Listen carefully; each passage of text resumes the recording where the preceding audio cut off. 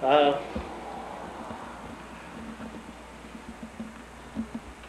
want to start? Of course, I have to start out by saying that I was born in India. That was always one of the most impressive things to my grade school compatriots. And my parents lived about 150 miles apart in this country, but never met until they got to India. So I consider myself somewhat fortunate. At least they made the connection. Then when I was just barely over a year old, we came back to this country and lived in the town that my father grew up in, which I must admit I always thought was one of the very nicest places I might have grown up. Lafayette, Indiana. I wound up going to Purdue University. Felt like I'd been there all my life by the time I left, a matter of 9 years. When I came out to Purdue to mold, which was then Stone Vacuum, stayed there until I retired, so I was kind of a stick in the mud. Who did you work with at Purdue for your PhD? I worked with Herschel Hunt. I'd actually signed up with another man. I'm trying to think of his name right now. He left within a year after I started graduate work, and Herschel and he had been kind of dividing the students up, so I went over with him when my original choice had left. I thought I should remember his name, and I just don't. But I was one of the fellows who didn't take any chemistry in high school. Not quite sure why I didn't. I did take the physics course and thought I wanted to be a physicist when I entered college. In fact, I still thought so when I graduated. I applied to several of the more prestigious institutions that go to graduate school and take the field of physics. The only one that gave me an offer was Purdue. And I was less interested in Purdue's physics department than I was in their chemistry department. So when the head of the chemistry department said that he was willing to take me on there, I made that choice instead. The only other possibility I had was an alternate position at Harvard. And I know I told my parents I didn't think anybody in his right mind would give me the chance to get the alternate's job. And so I just didn't even bother accepting that possibility. And I'm not sorry that I became a chemist and not a physicist. Ed?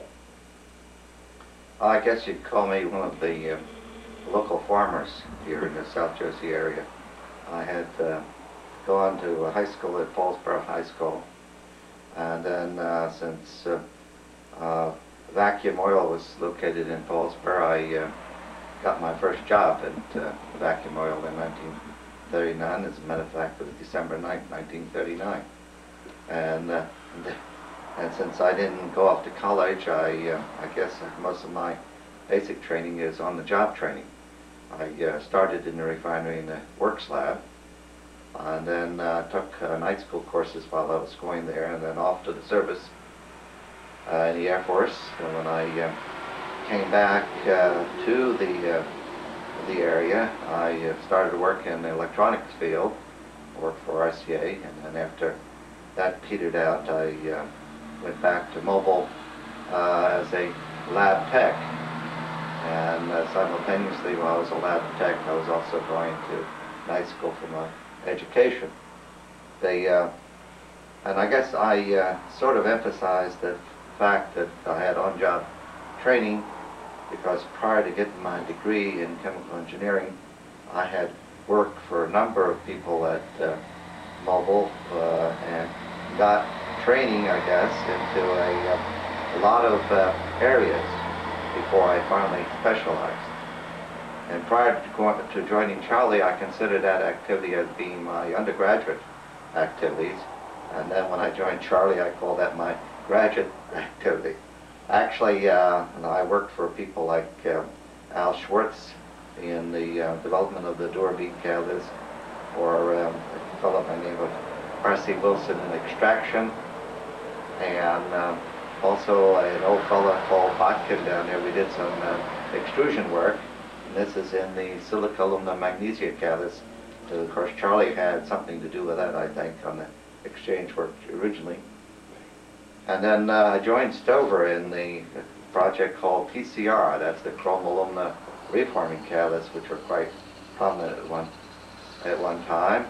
And then we shifted over to the preparation of type of catalyst like the alumina form, the beta alumina platinum reforming catalyst. We continued from where Baker had indicated there was some success for the type of catalyst.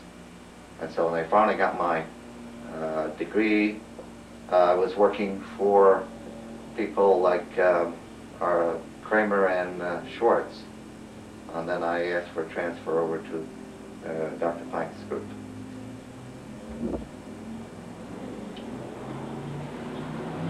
Bill, my roots go back to Haddonfield, New Jersey.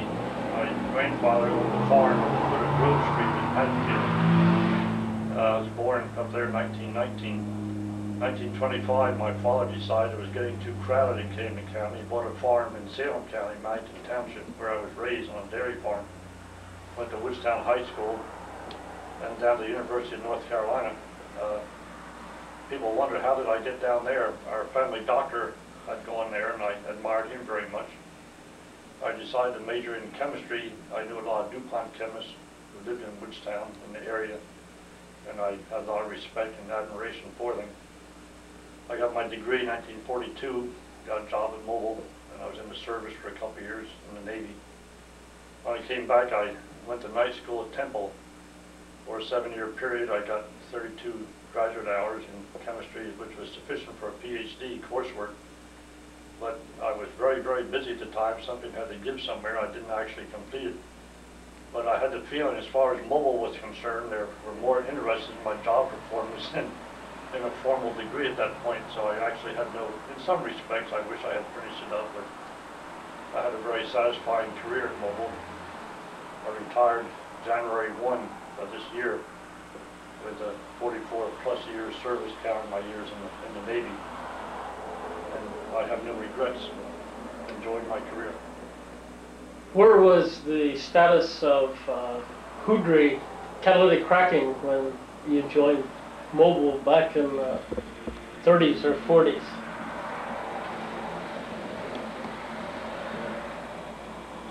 Well, actually, I'm trying to remember when Houdry actually got started.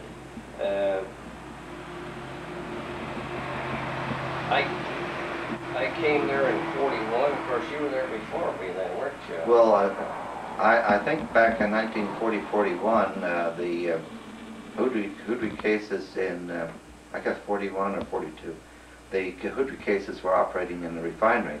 Yeah. So they already had made the catalyst, and in part of the research there was the building called 19 building where they made the silica alumina pelletized catalyst, some 5 tons a day. I think they were manufacturing by the, I guess, a precipitated process of sodium aluminate, sodium silicate, precipitated material. So that's where basically that was, and I guess Sun Oil and Mobile and Houdry all involved together at that time.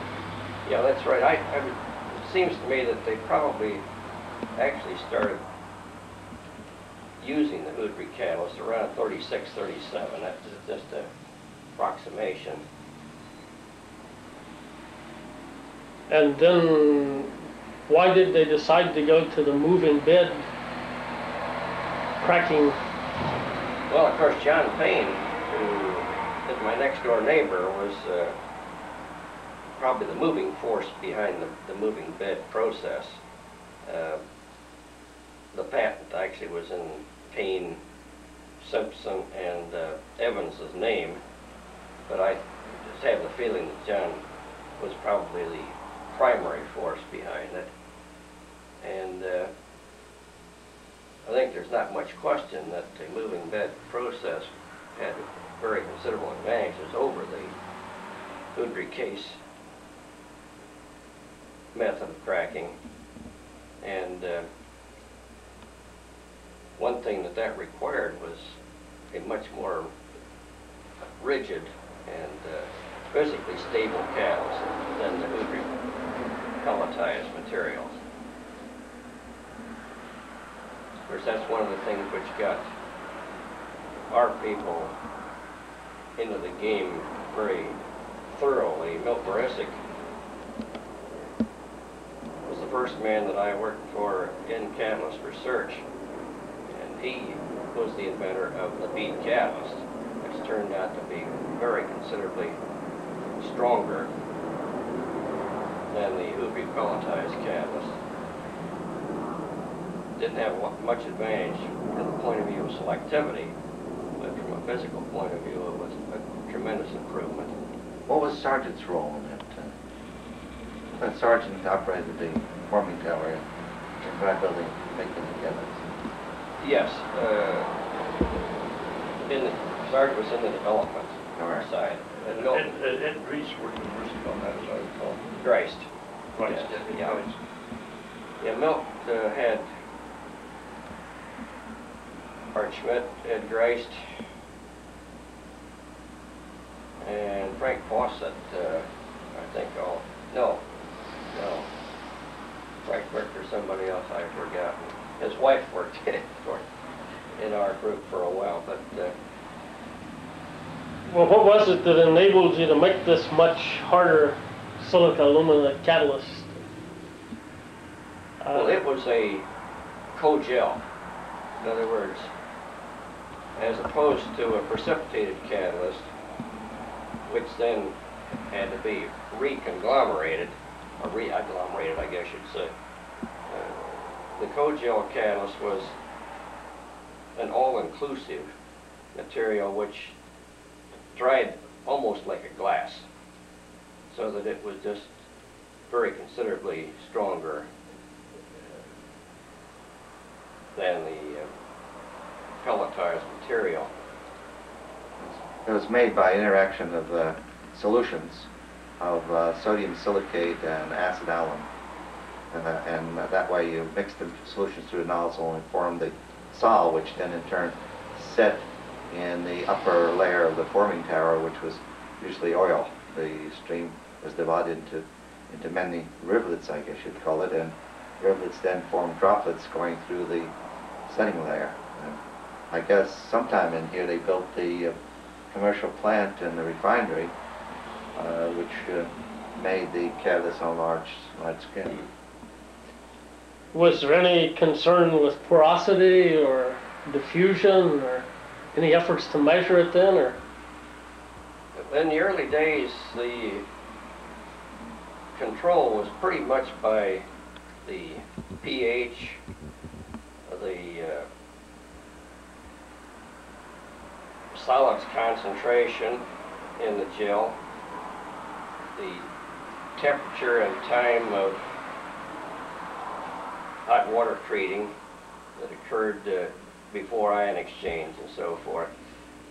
In fact, one of the earliest things that I published was quite a study about how silica alumina gels differed from one another and what factors were involved in changing all the physical properties of these gel materials. I think that at least to some extent they made use of that work in controlling porosity, density, and so forth. Later on, a very considerable amount of work was done with the specific purpose of greatly increasing the porosity of the catalyst. And that was the work going into what was later called the Durabead catalyst. Ed, you could probably describe a little on that. Well, the dur-bit catalysts were basically recycling the finished product, and in the finished product you had over and undersize, and you had fragments of particles. These particles were ground up and then redispersed in the silicate solution used in making the B-type catalysts. And the object here was to incorporate particulates into the particle, so that you have diffusion taking place through not only through the fine pore structure, but through the coarse pore structure, which would be generated by the fractures resulting from the shrinkage around these particles that you've incorporated into the mass. And of course, the research involved here was to select the right type of material and also the appropriate size for the reincorporated material. And I think they're running like 5-micron materials, which were then formed by basically ball milling the original materials down to that particular size and then redispersing it in. And I guess they use around 20, 25, 30% of the recycled fines back into the catalysts. Basically, on the crushing strength, you would say these are softer, but where their advantages came in fact, that when you had impact with a particle on the surface, you only indented the surface, while the previous catalyst, which was made from homogeneous material, would fracture all the way through. And this also wound up as giving us better diffusion in the regenerator, so you were able to burn the coke down to lower levels. And you got higher yields from this more diffuse mass. Now, when you were working on these catalysts back in the early 40s, were you referring to it as diffusion then, or was that? Well, basically we called dur-bead, and I guess we knew it was diffusion, improved diffusion.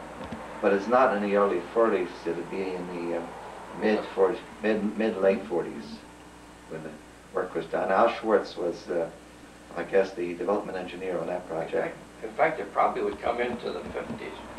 Well, I think, pretty close to the 50s, yes. Yeah. Al Schwartz was the development engineer, and I was his lab tech in that particular application. And how would you test these catalysts?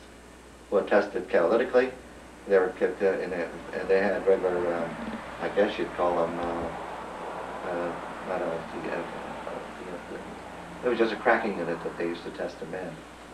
But prior to testing, of course, you'd have to test them in calcined form, and then you also tested them in the steam form to see what the performance was after pre-treatment at synthetic conditions approaching what the catalysts would reach an equilibrium in some commercial unit. The experimental test was called the Cat-A test. That was developed by the Houdry people. And there again, I'm not like Leonard Drake. I can't pick these dates out to the day and month. That was developed back in the 40s. It was a very simplified test with a very light gas oil, and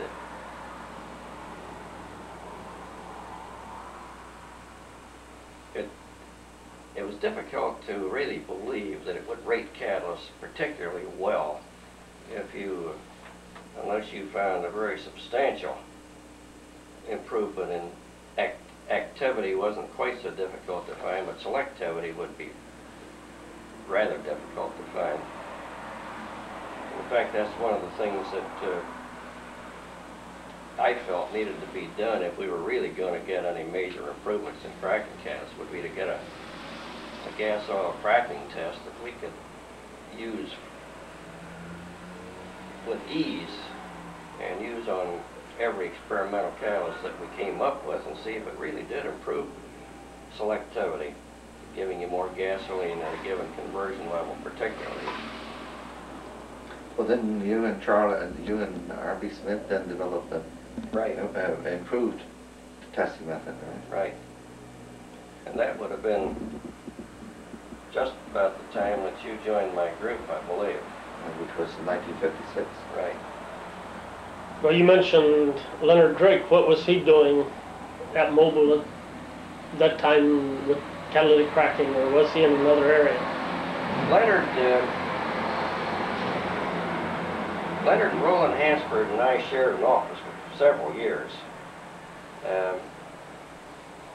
And Leonard, in the days when I first went into that group, his job was, I think, more than anything else, physical characterization of catalysts, particularly measuring the surface area. And he stayed doing that sort of work for quite a while. Didn't he do some work also with pore size, mercury porosimeter? That came considerably later on. Well, I shouldn't say considerably later on. He and Ozzie Ritter did that work,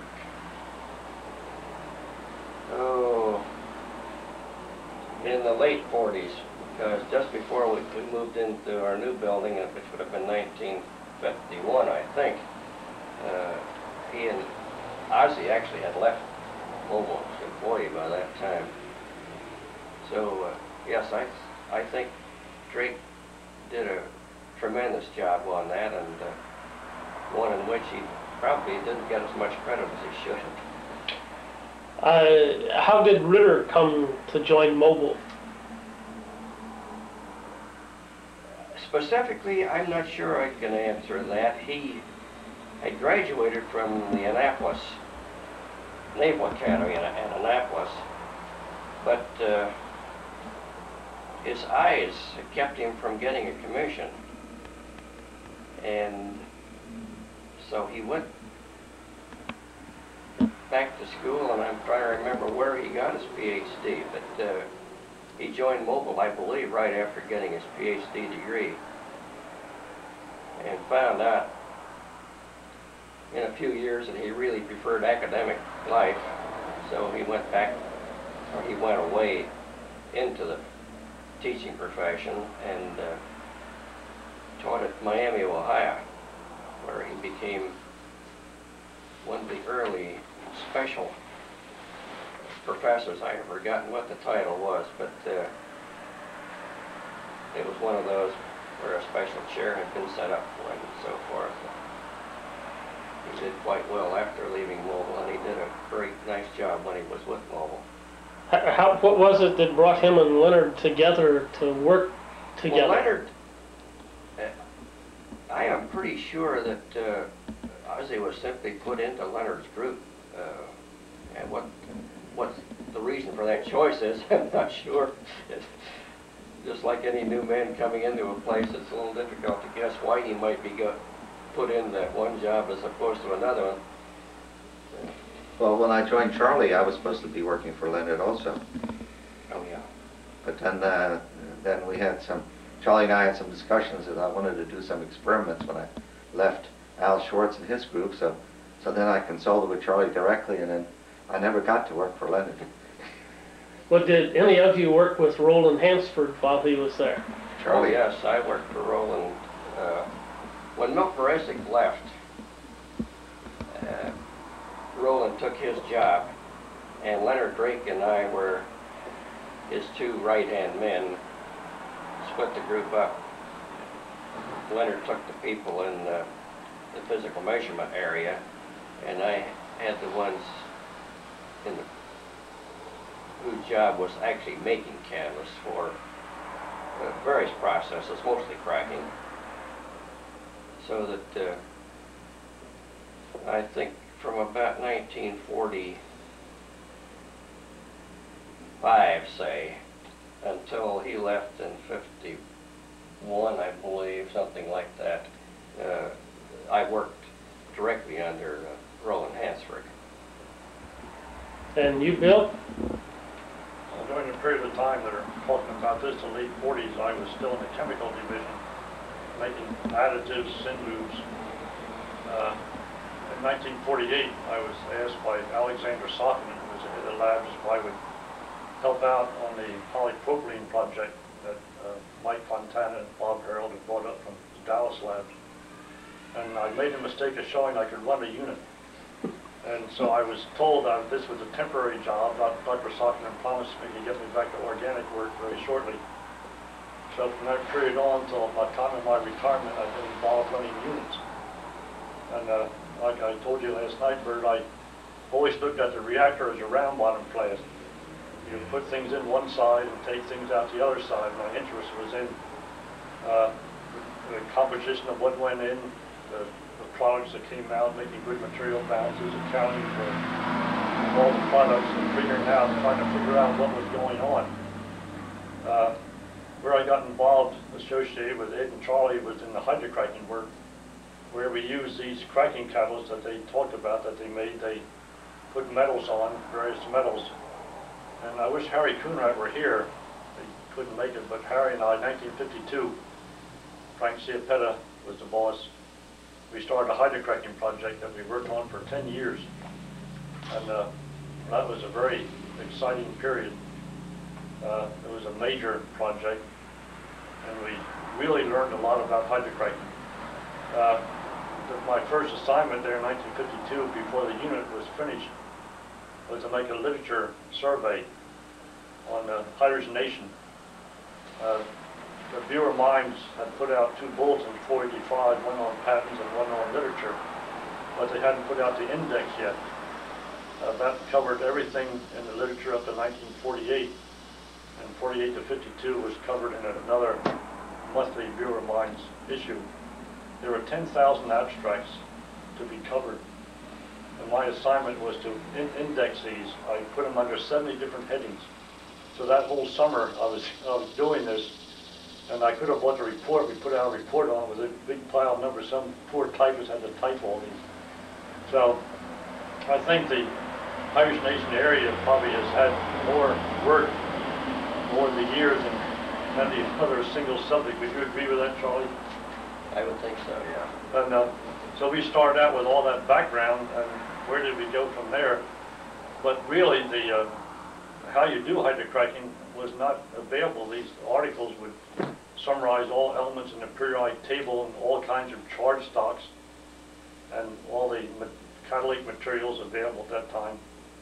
The German work, Hungarian work, there was British work, there was an Exxon or SO, Standard Jersey, in this country, their early work in the 30s on hydrocracking. So that's where we started in 1942. Harry Coonrad and I worked on that for 10 years. What were the early catalysts? I seem to remember Christmas catalysts. 46 AI Silicaluna, that was the first one. Okay. Various metals on that, noble metals, nickel tungsten. Then, The catalyst that had most of the work was a German catalyst 5058, that was tungsten sulfide. And we got some of that in the Bureau of Mines and test quite early. But that stuff wasn't stable in the air. It turned to the sulfate. There was water in it. It was had been used by the Germans, of course, in World War II. And so, as I said, that's where our paths now crossed. I was involved in the hydrocracking effort, and the catalysts were supplied by Charlie and Ed and their groups. Well, when you first started on the cracking, how much attention was paid to regeneration or burning the coke off within the catalyst studies? I think, as far as we were concerned, a fairly small amount. Now, as far as the engineering, the development people are concerned, I can't speak too much for them, but I'm sure they worried about it considerably more than we did. I think they ran into problems in the commercial unit where they had the CO development, I guess, in the regenerator, and then that's when they came out with the addition of chrome to the very first catalyst. Oh, as a matter of fact, that's one of my patents, was the addition of chrome. So I guess I didn't speak quite right there, because we were worried about it from that point of view. But in terms of how fast you could burn the coke off and that sort of thing, we never did particularly worry about that. As far as the CO-CO2 ratio, that was a problem which we spent several years on and off. But you were intentionally adding chromia to oxidized carbon as catalytic. Right. I mean, the opposite of what you might think. chrome was thought of as a poison to cracking catalyst, but in the quantities we put it on the things, it was not adverse whatsoever. I think the level somewhere is around 4/10, right, Charlie? About 3/10, 4/10, yeah. And what attention was paid to metals depositing during the cracking process? Well, that, again, was something which off and on we worried about considerably, and the problem got worse and worse, of course, as your feedstocks had more and more metal in them. But actually in the recirculated unit where you had the silica alumina, you had abrasion taking place on the surface. So actually the abrasive technology or abrasion technology was sort of modified here to help take the metals off, which I guess manifested themselves as high hydrogen make in the reactor. So the people were aware of it at that time and trying to do something about it. Well, in 1942, what was the motivation for going toward hydrocracking? Well, this was actually after the war, 46. You may recall there was quite a syn fuel effort in our labs during the war. The discovery of oil in the Middle East shifted that. They dropped all the Fisher Crooks and crude work. So the hydrocracking started in the early 50s. And that was when the cat cracking, this is before the sieve technology. And the beauty of hydrocracking was the range of products you could make, the control you had on conversion levels, varying your fuel oil quality, even lube oil, a whole range of products. So that was exciting to find that out. But then when the cat cracking with the sieve cracking catalyst, which we haven't talked about yet, that added versatility, and the cat cracking economically was, for mobile's purpose at least, won out. I mean, that was the technology that was pursued, and hydrocracking took a back seat. But hydrocracking was a higher pressure process. Was Yes, Mobil yes. utilizing any other pressure processes at that time? Well, of course, reforming had come in. Reforming was critical to supply the hydrogen for the hydrogenated processes. Even hydrodesulfurization was a laboratory curiosity until reforming came along. If you had to make your hydrogen, then that was economic drag on the hydrogenated processes. So reforming is a pressure reaction. Hydrodesulfurization came along. And, but hydrocracking, like I said, was a chemist's dream and an engineer's nightmare. The heat problems were horrendous, and the engineers, that was a big problem, how to control that. And that was but it was actually the early 50s. In 52, I'd worked for Bill Denton on hydrodesulfurization back in the late 40s. And when they started the hydrocracking program, Frank Stiapetta asked me to join the group, which I did. So, and Harry and I worked on that for close to 10 years. I guess the pressure system was used for the desulfurization, I guess. That's where the so-called Christmas catalyst I keep remembering is. Well, cobalt moly on the No, silicon. that was for hydrocracking. That was used in hydrocracking. Yeah, that was the cobalt moly. You inserted. Now, you fellows made the catalyst. Well, the reason I point to that is the fact that we sort of synthetically made silica alumina in situ here by adding a silica to an alumina, to which then we had the cobalt moly to it. So that was solid-solid interaction of composites of silica and alumina. And there you needed specific type of silica, because we used to get different batches of silica from Davison, and with each one we got different results.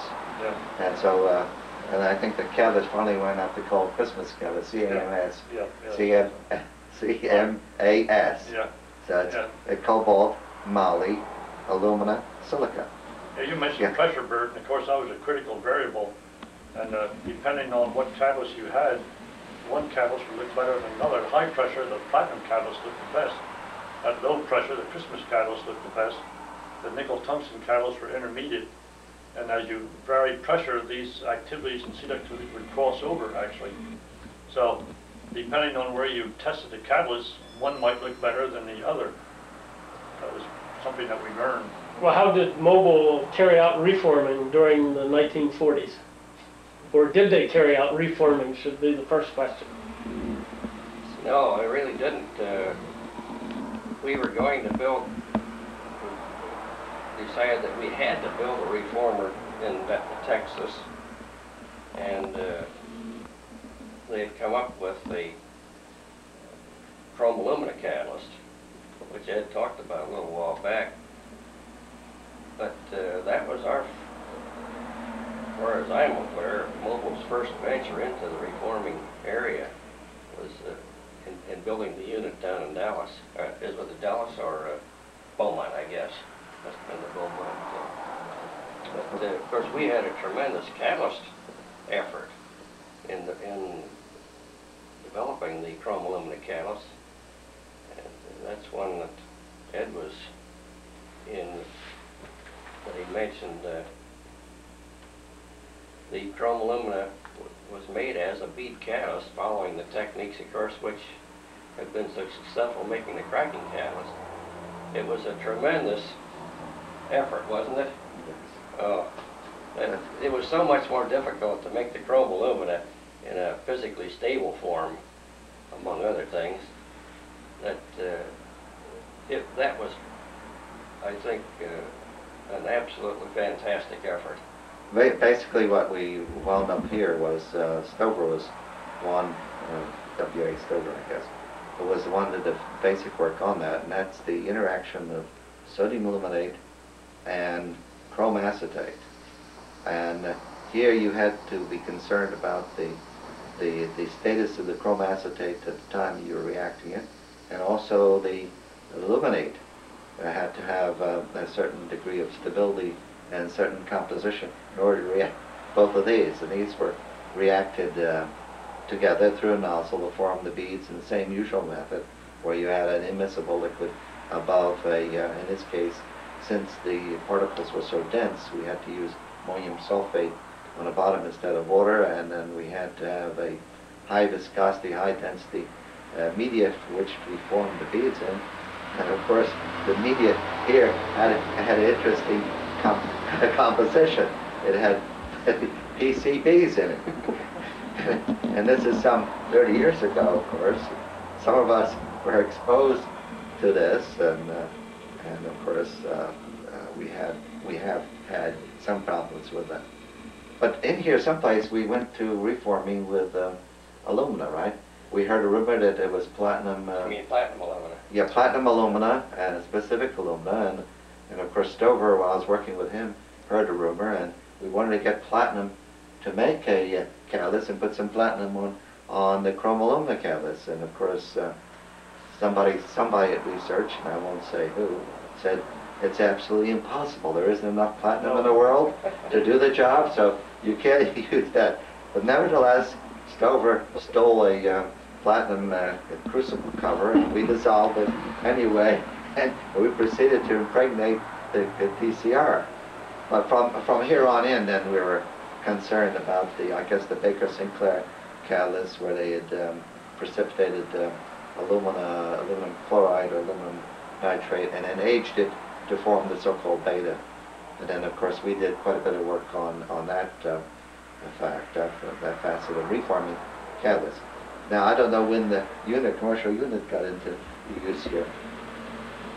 Well, no, I don't know. Can't give the date either, but oh, I think I got the date. It was decided that we had to go ahead, even though we knew that chrome alumina catalyst was not as good as the platinum alumina. They figured they had to go ahead and build it. They just needed the reformate. Well, I think I know, because I think this is one, I guess just before I joined you, Charlie, I had a lot of applications in for making alumina, and this is by the amalgam technique, amalgamating high purity aluminum to form the various phases, and we worked out a way to control temperature and pH to give us whatever phase we wanted to, and these applications were transferred over to Engelhard, and out of the group of applications which we had here, one issued. So Bob Kramer and I have one Engelhard pad, and the reason we transfer that is because Mobil had an opportunity to transfer these these applications and get a $1 reduction on a reforming catalyst. So someplace in 1950, 52, 53, 54 is when the unit was ready to go on stream.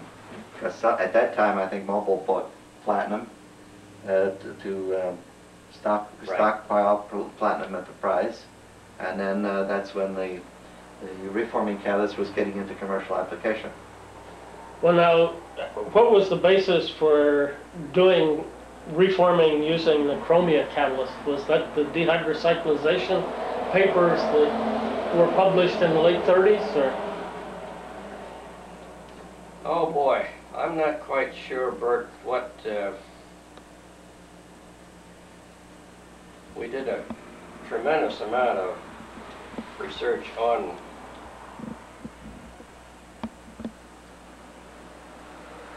reforming catalysts in general, and we rapidly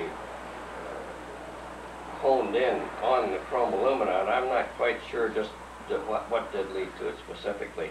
Well, of course, we had Dr. Frankenberg as a consultant about that time, and I will remember that any time we had a meeting with him, no matter what else was brought up, he'd say, "Have you tried Wolfram?" So, have you tried Wolfram? Wolfram, right?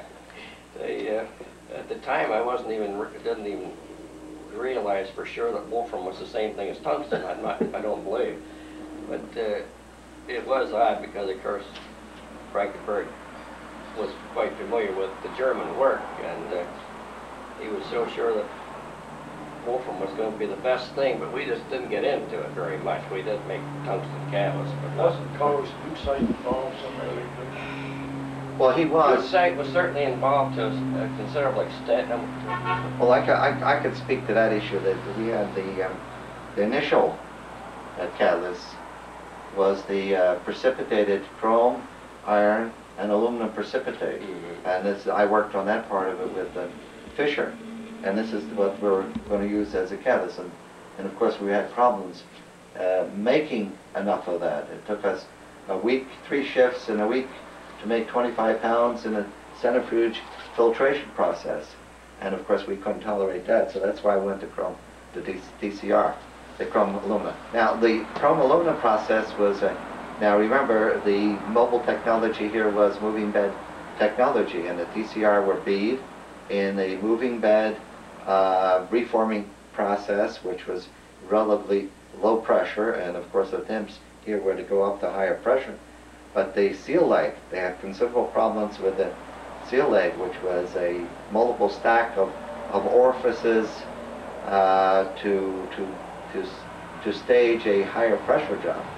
And that's where we ran into problems with the DCR unit, is that you'd get abrasion in each stage of the seal leg problem. So it was I guess, the retention of the moving bed philosophy to a reforming process. And of course, that was a little bit too early for the time because, Pardon me. It's too early for the time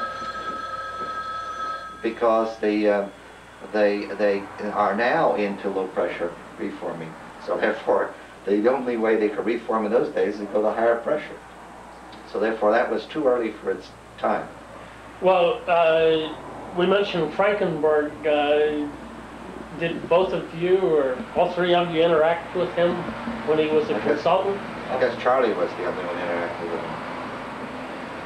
Another person who consulted at Mobil, perhaps a little later, was E. Emmett Reed. Oh, yeah. Did either of you interact with him? Yeah, I used to consult with him. In the 40s, one of the major projects in Mobil was making thiophene. That was initiated as an effort to make butadiene during the war. And it turned out by reacting sulfur with butane, very high temperature, very short contact time, that thiophene was a product.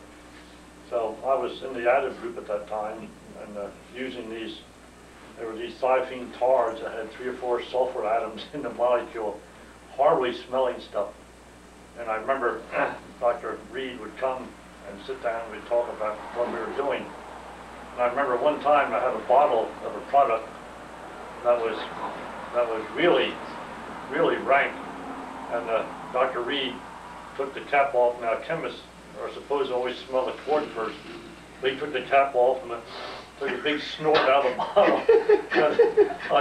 I expected him to keel over. Instead of that, his eyes lit up and he had a big smile on his face.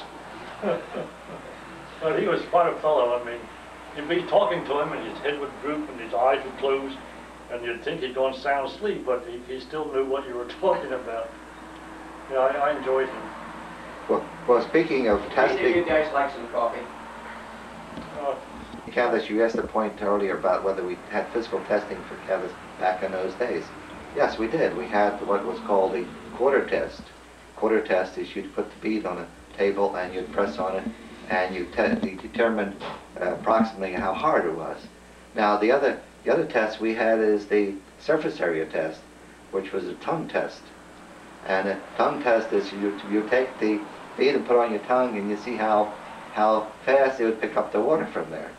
And then when we got in a zeolite catalyst, we had one of our top engineers came over, was applying the tongue test to this, and we said to him, John, you better not do it because it's a lot faster.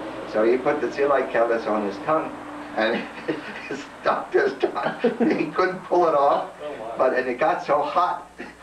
So therefore you see the difference in I guess the rate of water absorption gives you heat, and of course that's dependent upon the surface area of the base. I put the coffee on. Well, now, how did E.M. Reed come to consult at Mobile? Well, he was there before I started in '42, I'm sure. I mean, like he was there. Of course, Milt Maresic was a graduate of Johns Hopkins, yeah. And more important, Carlton Schlesman, wasn't it? I never knew. Yeah, I think Dr. Schlesman, who was head of the lab at the time that I joined, was a Johns Hopkins alumnus also. So we had quite an association with Hopkins over a fair period of time. Well, you described him as quite a character. What made him quite a character? Well, as I say, he was a sulfur chemist, I think, first and foremost. And anything that had a sulfur compound, and of course petroleum is loaded with sulfur. So he seemed to be quite happy there at Mobile with all the stenches around the lab. I mean, that was his like, and of course he lived to be over 100, so you wonder about our concern with pollution, but of course chemists learn their tolerance and they learn to be very careful in what they do. So he seemed to have built up a resistance to these sulfur smells. I doubt whether H2S could have killed him even. It's amazing that they didn't use thiopene for perfume or something. I imagine you could Small probably. concentrations, sure. I imagine you could probably sell a lot of that today. Yeah. Well, you know, the building that pilot plant was in, Herb Rasmussen ran that as a cinder brick building, and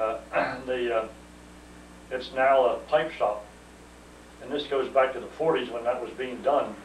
I walk into that pipe shop and I can still smell it. I mean, the walls have been painted, and of course that's over 40 years ago. Well, now, Charlie, you said you consulted with Frankenberg. He was another of the people well known in catalysis and started advances in catalysis. How did he get starting to be a consultant at Mobile? There again, I'm not sure. Of course, consultants were always hired by at least the head of a department, and the head usually didn't consult with anybody down below as to who he was going to have for most anything, and I must admit, I'm not sure who knew Frankenberg from where, but he did consult with us for quite a few years. How would you describe it?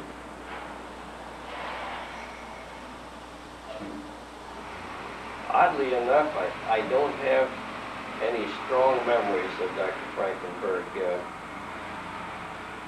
He was, I remember, quite an agreeable gentleman, and we probably did see him 5 or 6 times a year. But He always smoked a cigar, didn't he? yes, he was That was his field. an inveterate cigar smoker, which I was also in those days. And he went to work with, I think it was DWG Cigar, or whoever that outfit was. And in fact, an interesting thing was that he developed that reconstituted cigar wrapper. I'm pretty sure that was Dr. Frankenberg's invention. Which seems a long way from the field of catalysis, but that was actually his primary source of income, was apparently working with the cigar company when he was consulting with us. Well, you mentioned Frank Ciapetta. How did he come to join Mobil? Frank gave a talk at the Gordon Research Conference on catalysis a year or two before he joined us, and he so thoroughly impressed Fred Richter, who was our section manager or whatever we called him in those days. Those titles have changed so much I can't remember, but Fred hired Frank away from Atlantic pretty much on the basis of the talk he gave at the Gordon Research Conference. I know Frank was surprised. I knew him very well after he came to Mobil, and I had known him reasonably well through the Gordon Research Conferences. So I do know that he was almost flabbergasted when he got the offer to come down to the job which he did take at Mobil. What induced him to leave Atlantic and come to Mobil? I think he got a very substantial promotion in the process. I think Frank, I have the impression that Frank was pretty much just one of the boys at Atlantic, and he came in at quite a high level. In fact, he replaced Roland Hansford in his job. Roland had just left a very, very short time before that. He's famous for the platinum silica alumina. Platinum silica alumina. Right. Yeah, that was his catalyst. Harry and I worked for him, as I mentioned. Frank was one of the most stimulating people I ever worked for. He himself was a hard worker. I mean, very intense. I mean, very day in and day out. I mean, and it was contagious. I mean, everybody working for him, Bob Gilreys, Bill Baker, our group, we just worked our heads off, and we were happy doing it because Frank was that kind of a person. Now, was he a very creative person in his research ideas, or more methodical?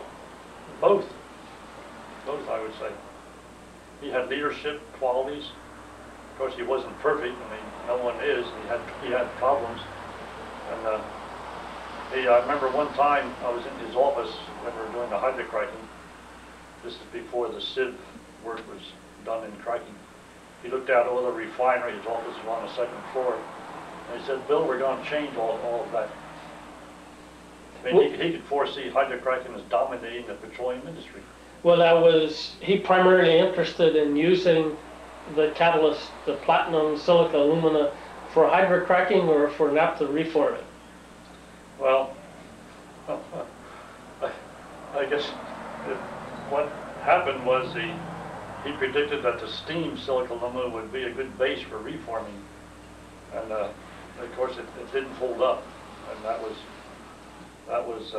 never got anywhere. But for hydrocracking, the control you had of milder, lower temperature, less steaming, the deactivation wasn't as rapid.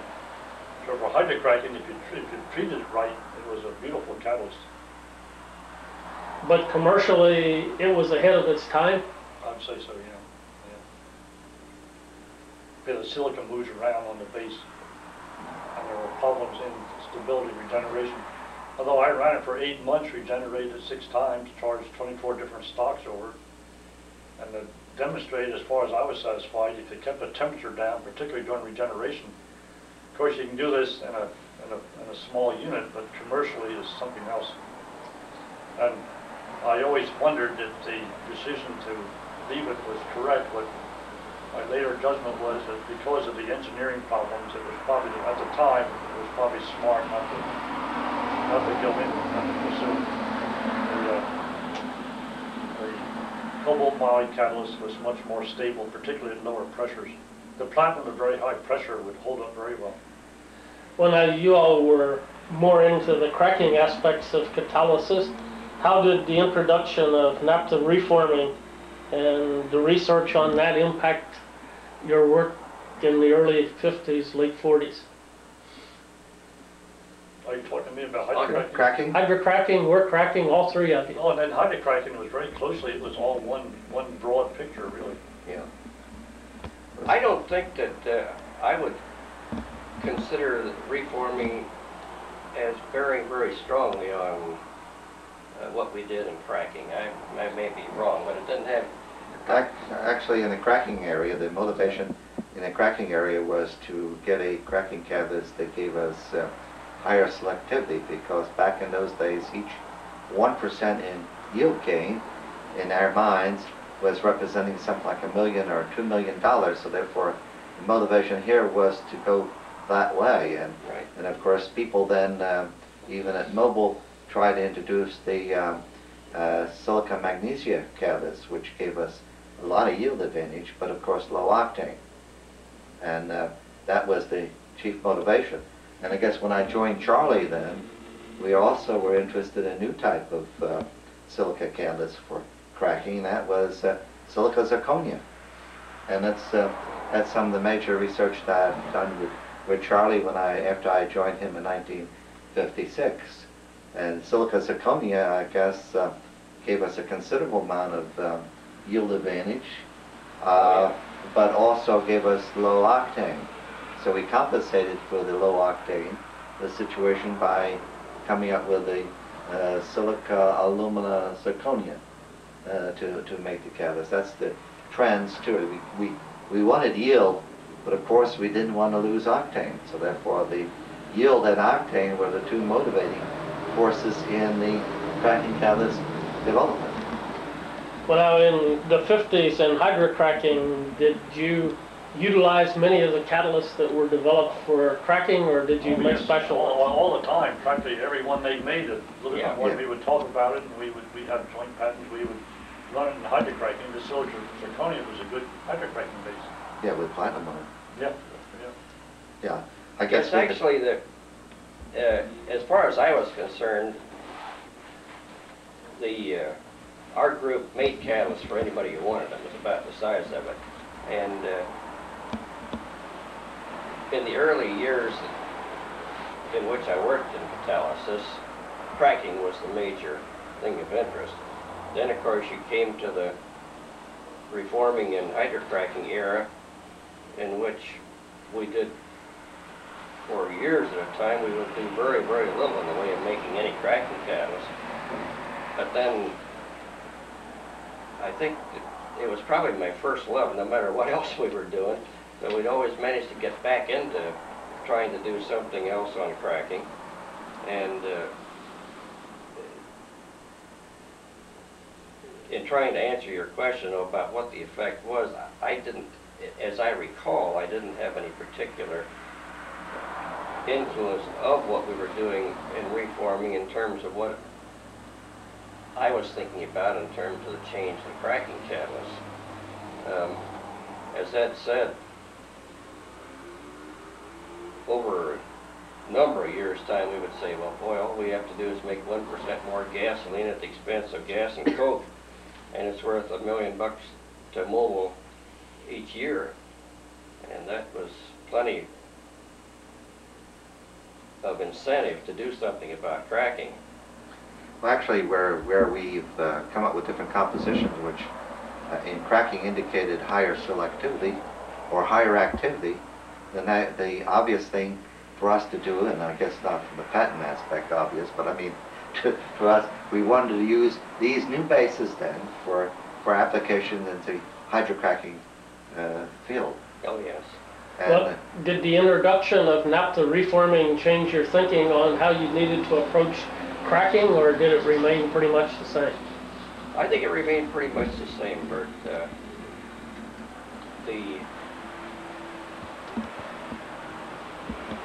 One of the things, I guess, that influenced me more than anything else, and Ed thought pretty much the same thing along these lines, was that you're doing something wrong when you make coke on a catalyst.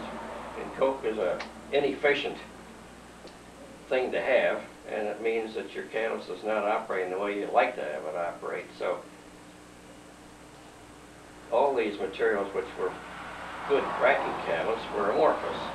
I mean, you might have started with clay, but the treatment turned your material really into amorphous material, and that's what did the cracking, not the crystalline clay. And what you had was materials with completely non-homogeneous pore distribution, a mixture of macropores and micropores. We felt pretty confident that it was this lack of homogeneity which was giving us the inefficient operation, polymerization of olefins, probably condensation of olefins with aromatics and so forth to give you the coke. And that's really what led us into what became the zeolite catalyst. We thought if we could develop something where the pores were uniform and not too different in size from the molecules you were trying to crack, we should be able to cut way down on the coke. And that, as a result of that, we ought to have a much more efficient catalyst. I would say that was the thing that started us and the direction which... Of course, the beauty of hydrocracking was that you did not make the coke. Right. But the money you had to pay to do it, the investment, that was just... Right. Well, now, what was the genesis of the idea for the work that led up to the Coonrat, Garwood hydrocracking paper? We were committed in our projects to running various gas oils, investigating conditions and catalyst evaluations. That was the incentive. That was what that's what we were getting paid to do. Of course, Harry was a chemist and I was a chemist. And what we were really interested in, what the heck is going on? And these complex mixtures are very hard to sort it out. So what we would do periodically would be to bootleg a pure compound one.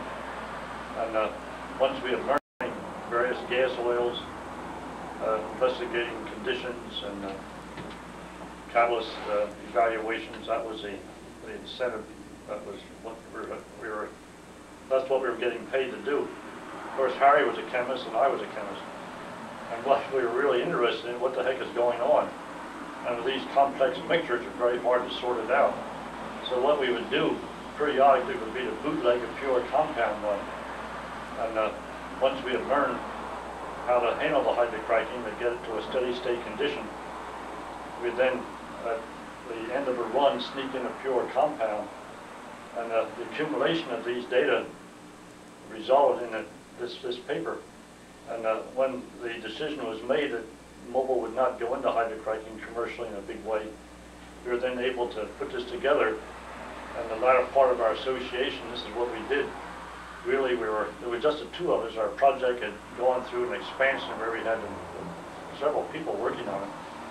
Matter of fact, 5 or 6 technical people and a flock of technicians, 4 units going constantly over weekends, 12 hours on call, 24 hours a day, the phone ringing in the middle of the night.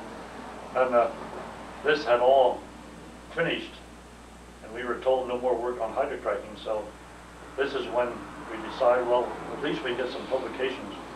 So we put this together and called Mechanism of Hydrocracking, and it's all my experimental data in it.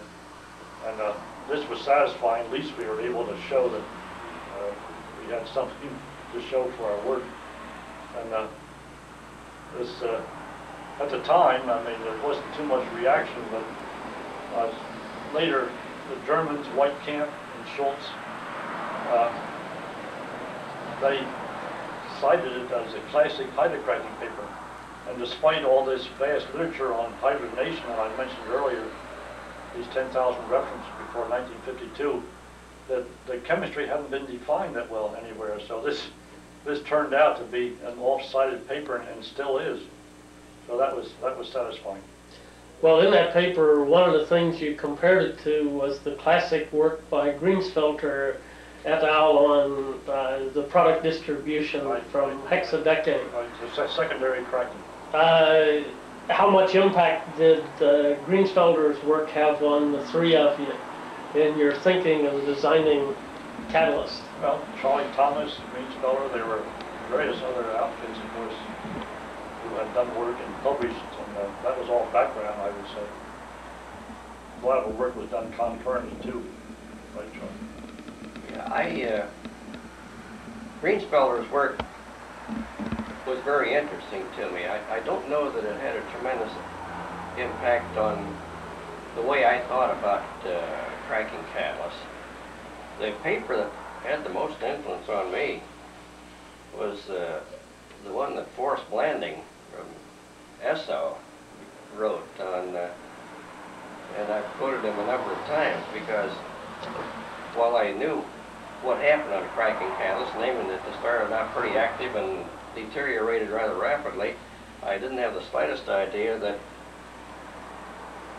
the initial activity, as he disclosed, was as much as 700 times that of what the catalyst would have in 10 minutes on stream. And of course, in our moving bed reactor, that was the sort of an on-stream time that you had. And that was, to me, that was a real eye-opener. And you knew, of course, in fact, I think possibly that was one of Blanding's graphs, so I'm not positive right now, but the Koch effect was exactly the opposite. You started out with, of course, no Koch on the catalyst, and in just a few seconds you accumulated quite a lot. And after a few minutes on a stream, of course, the Koch make was very slow, and you came to an asymptote pretty much. But it was quite clear that the Koch was what was doing this. You started out with a material which we later on found was similar to what was happening on the very active zeolites. Namely, that you had an activity so tremendous that it converted everything to Koch. But then in a short time that dropped so fast that you had a tame material which had an extremely low reactivity, relatively speaking.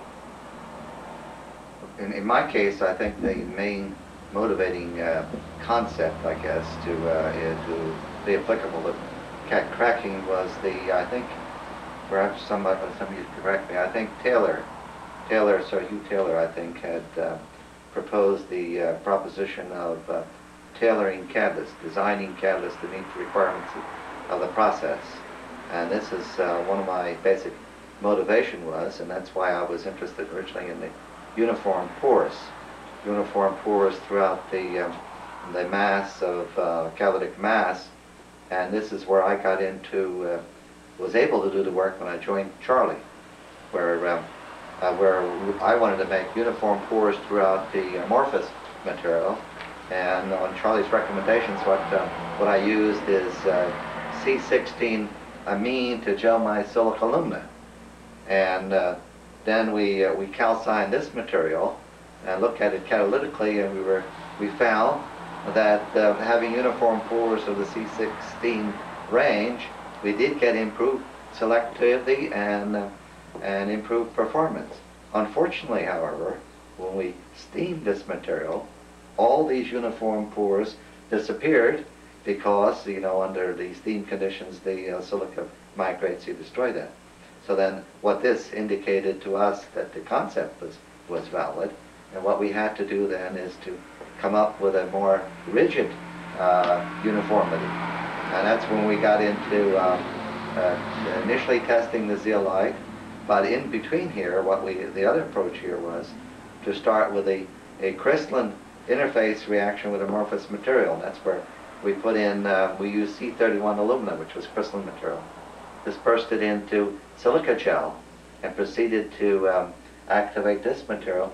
Then we got improved performance here, and our logic here was that we had uniform pores dictated by the initial crystal surface of the alumina. So this is the initial steps to go through to the uniform function of the crystalline materials into the zeolite compositions. Was the synthetic silica alumina research ongoing when you joined Mobile, or? Yes, I think it's been going on before I joined Mobile and during my activity with Mobile. I guess we have quoted the fact that 25 years things were going on to try to gain 1% yield advantage, you see, and there's always that motivation and that profitability.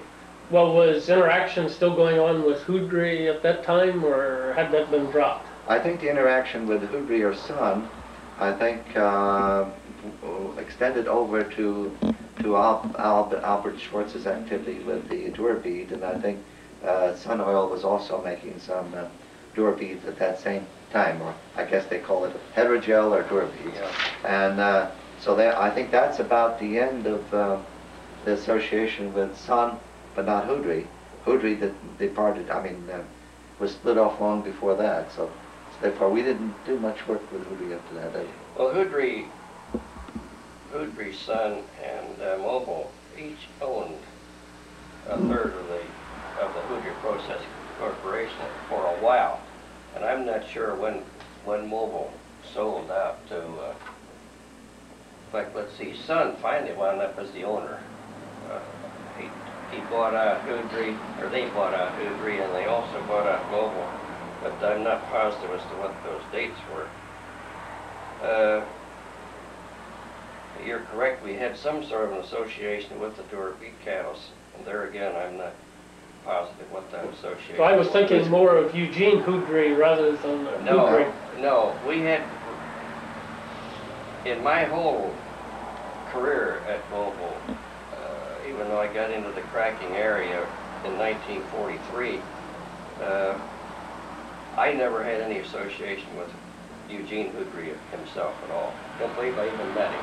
I think Houdry's activities, and Houdry catalyst, for instance, was still the pelletized type of material, and I think at that stage, instead of spheroids, they were still in the pellets. They were still in the pellets using clay as a source of their material. So they used to make pellet catalysts for the moving bed process, and Houdry was involved in that. So they were pretty well involved in that area, while Mobile shifted over to the spheroidal form.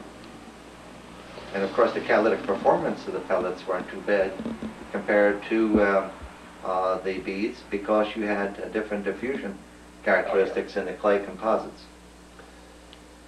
Now, we were never able to find a selectivity advantage of the bead-type catalyst over the Houdry pellets.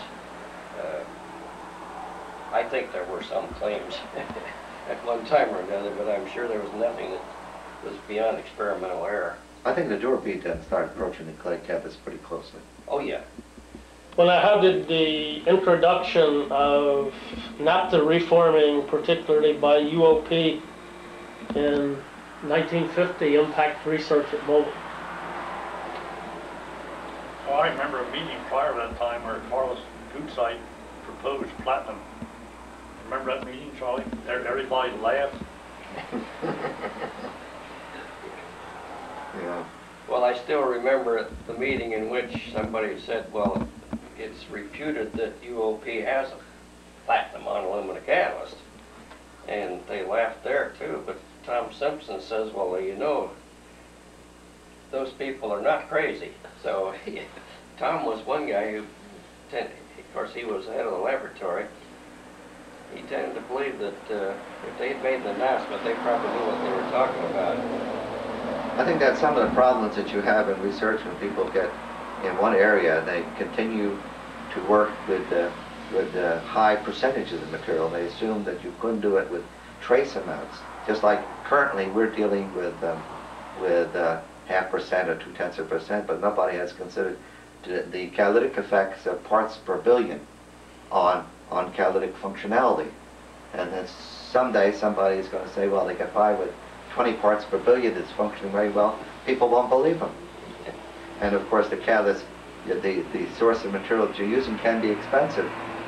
Very expensive when you need only a little bit. Well, since you were in hydrocracking, how did the UOP announcement impact the work that you were doing? Well, we were already involved with the platinum silicon aluminum at that time. Or what was the date of that? I mean, I don't want to mislead you here.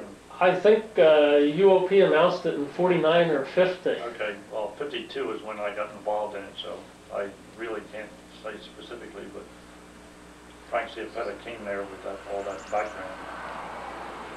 Yeah, I think, Bert, the major effect of the UOP announcement was in the reforming area. Yeah. And we got in, of course, doing a lot of work with platinum on alumina shortly thereafter. And in fact, one of the effects that it had on our specific work was that with Leonard Drake, we got into the business of trying to determine the platinum particle size on these catalysts. And I've still thought that there is another area where Leonard did a splendid job.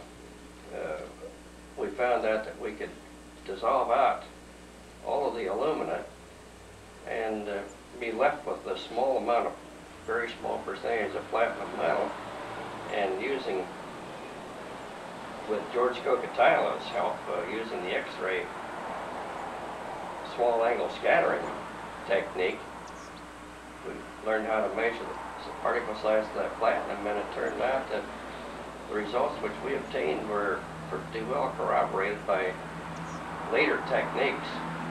Unfortunately, we never wrote that up as a real publication. It was given at the Chicago ACS meeting. I now forget what that date was, but it goes back quite a ways into the 50s. But each of us wanted the other guy to do most of the work in writing it up, and it never, as a result, it never got done. Well, now's a chance to write up a little bit, a summary. What did it really entail? Yeah, but we are retired.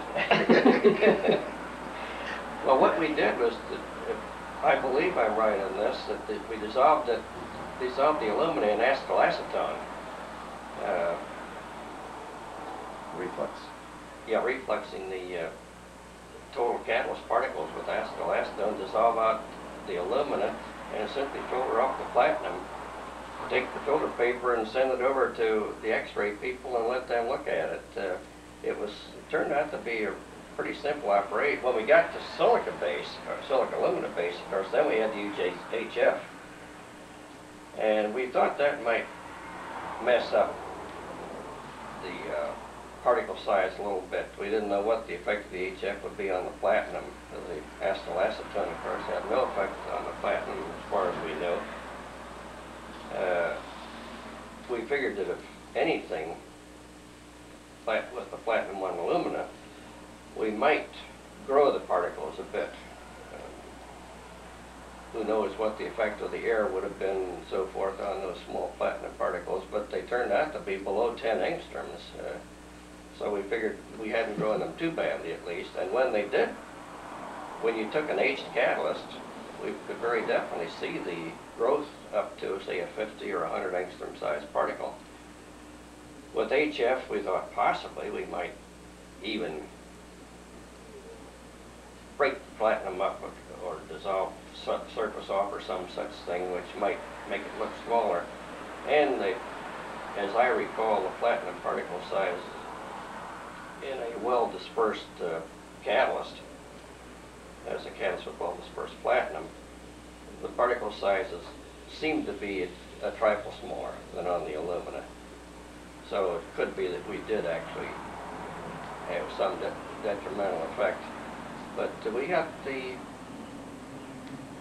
you still could observe growth of the particles when it was obviously growth had occurred. So the technique was reasonably good. Now you just put the platinum alumina catalyst down in a flask of acetyl acetone and right, and reflux it? Right. I think you have to oxidize then you have to oxidize the platinum catalyst first because you had trouble with it was reduced. Now that's details like this that I must admit I have I think I remember they oxidized it. They put it in, then they put it in a oxalate, or no, okay, you Well, did either way. You could put it in a oxalate tube, Yeah. or you We dissolved it and then filtered it. We did use the Soxhlet technique pretty much. When you got the platinum particles free from the base material, if you ran a cyclic oxidation reduction procedure on it, one of the two, either the immediate effect of air or the immediate effect of hydrogen, was to let the platinum particles grow. I believe that the oxidized form was stable in the small particle size, but if you reduced it and worked for, and let it heat up or some such thing, then your small particles would disappear. But I won't swear as to which one of those is correct. Well, during this period, you want to remember there's two avenues of platinum aluminum catalysts being made. One is the Baker-Sinclair process, which was the beta alumina plus 15% alpha monohydrate, and the UOP then would be from the I guess it's the basic aluminum chloride source of aluminum, which then was gelled with a decomposing amine, and generally I think the UOP would give you gamma alumina, Yes. and the other one had the beta. But I would think that the UOP platinum aluminum catalyst would be less stable on a gamma than the other one, where you have it on the beta alumina. So I don't remember a difference in this process. But of course, everybody has now shifted over to the gamma source of aluminum base in their operations. So I guess it doesn't really make much difference at this time. But in essence, Mobil didn't do anything in reforming that was spectacular like they were going to do in zeolites. Well, we made aluminum, the process of making aluminum very quick and easy and cheap, and that was just converting metal directly to aluminum. I think that's reasonably new. Of course, it's been done some time ago, but the alumina had silicon and iron, and those didn't work. But here we had a process to generate whatever phase aluminum we wanted to do, and of course that stands as the Engelhardt patent, our Engelhardt patent. And of course, this is probably still functional because people can make any phase they want, and ranging from the gamma to the beta. And so you really have a technique or technology here to make whatever phase you want to. You were going to make coffee. Things were different in those days in another way. That was the fact that you did your own work. Oh, you had to do your own glass blowing. I mean, you go in that little room there and you wouldn't anybody to help you. I mean, you just learn to do it yourself. Yeah. And electrician stuff, and even, but it really wasn't I mean, the accident rate proved it wasn't. That wasn't the best way to do it? Well, we used to do everything. We used to solder, weld, electrical, plumbing, all that kind of stuff. I guess I have the feeling that it might not be such a bad idea to go back to a little bit of that where the engineers and the chemists and so forth learn how to run a unit. Oh, I agree 100%. That's been my story from all the way along. But we aren't on, are we, Bert? Go ahead. Forget it. Okay. No, go ahead. It was general. Yeah. Well, I think I have a comment in that area that you hire the young PhDs from college, and with the maximum academic level, and you bring them into to Mobil, for instance, or any other company. You give them an office, and you can recognize him as being an outstanding person, and then therefore he sits in his office and tries to direct people outside the office, and in a short time he wants to know when he's going to become manager. and so what you need people in a laboratory that can work and get their hands involved in the process, because that's the way you really learn what's happening, is by getting out there and doing it. I know I've talked to some academic people about that, and even in colleges now, they can't give them the same intensive lab training that we got. In the first place, they don't have the slave labor to supervise it, and the environmental problems are such that they just don't, it's too much of a hassle for them to have Really? the same sort of lab work. Yeah.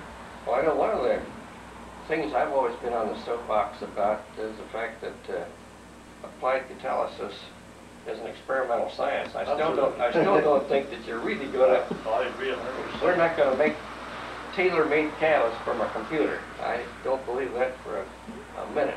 Yeah, but just take advantage of computer, Charlie. You have a concept, and you generate a model, and just think the amount of data you could pump out. Well, No, we all talk the same language there. It's a sign of Over our period. yes. well, does anybody really think that within the next 10 years anybody's going to make a catalyst that doesn't come out of the laboratory? I don't believe it. It's not the history of catalysis, and if you extrapolate from the past, I mean, I agree 100%. Well, Yeah, but Charlie. I remember meetings over a 40-year period practically in which somebody had a new technique that was going to allow them within the next few years to come up with the catalyst which works exactly right for this process, and not a single one of those techniques has panned out yet. So that Yeah, but just think the trends, Charlie, with an ability to resonate the molecule at some position, and an ability then to computer direct the laser beam to cut it off at that oscillating point. Why do you need a catalyst for when you could activate the molecule and then give it a shot? if you can piece genes together, I guess, Well, yeah. you can do a lot of things. But they're not going to do that with a computer either. That's done in the laboratory. Well, somebody is on the latest development is they're doing this the gene splicing by explosive technology. That they should mix the stuff together and explode it, and hoping that there are some fragments that do react. Let's get back to our subject matter, huh? Well, when did you get into the zeolite catalysis? Was this in synthesizing one, or was this in utilizing one that you acquired from someplace? Well, we, as Ed said, when he got over into my group, in fact, even about 5-6 months before he came to work, 4 or 5 months anyway, we spent a couple days or so just discussing the sorts of things that he might be interested in working in. And that's when we started talking about this idea of controlling the pore size of the cracking catalyst. And as I recall, it was even in that stage of the game that we said, well, what we need was a catalyst pore size that wasn't very much bigger than the particles that you're going to crack. You would hope then that those olefins, which otherwise polymerize, oligomerize, or what have you, and gunk up your overall catalyst, might be discouraged from that type of reaction if you just don't have room enough for it. So, as Ed has already mentioned, then we went into the idea, first of all, well, they really were almost simultaneous. The idea of using the technique which Linus Pauling and one of his students, oh boy, Dickey, I believe, something like that, had found out that they could make very selective adsorbents. They could pick up methyloranes as opposed to ethyloranes and so forth by gelling the silica gel around ethyl or methylorange templates. And I had Don Nace, I believe, try to repeat that work with one of my real failures. I felt bad about it because I've certainly always thought that Linus Pauling was a fabulous chemist, but we could not make a selective adsorbent by that technique. But the idea stayed with me, and Ed and I together, one way or another, I don't remember those details either, but decided that we ought to follow that up. And as he said, we used the C16 with the acid in it, or amine? C16 amine. Amine, yeah. And the other thing was that right at that time, the A and X zeolites were getting a lot of publicity, and we decided we ought to look at the zeolites as a possibility, since they certainly had well-defined pores, and the 13X was supposed to have a 13 angstrom pore in those days. That sounded not too far out of line with what we'd like to see. So we went into both areas at pretty nearly the same time, I'd say within a month or so of each other. And the first one we got results on, as I was mentioned, was the one with the C6 amine in the amorphous silica alumina gel. And when that stability wasn't so good, then we checked the zeolite. Again, our stability wasn't so great, but the selectivity is, for our first attempt, I think it was rather outstanding. Well, what's overriding in here and all of that is in having been exposed to cracking catalysts, we were quite concerned about the presence of sodium. And our objective was to get the sodium down as low as possible, even though some people said you need the sodium in order to retain the crystallinity. But regardless of that, the first one where we dispersed the 13X into silica gel, we proceeded to base exchange with ammonium chloride down to low levels of sodium. And getting the alkali down is where it gave us reasonable stability. And then this approach, after this, we went into the synthesis of X, sodium X, and then I guess in a couple of years we got into exchanging 13X down to very low sodium levels. And at that time, when we got down to very low sodium levels, we got into high activities. But simultaneously at that time, we also did the exchange with calcium and ammonium chloride. And using calcium ammonium chloride got us down to low sodiums, but we also had extremely high activity using the calcium ammonium. Now, this is a calcium acid X type material. And this is where we really got into the understanding or the appreciation of the high activity of the low sodium calcium form. And here's where we got into 100% conversion of the charge. Mm-hmm. And always remember that Wendell always used to clap his hands together. My God, fantastic, fantastic! Because I guess the gas oil was only from this looked like fuel oil. We cracked everything out. And so that's where we got into high activity, high selectivities.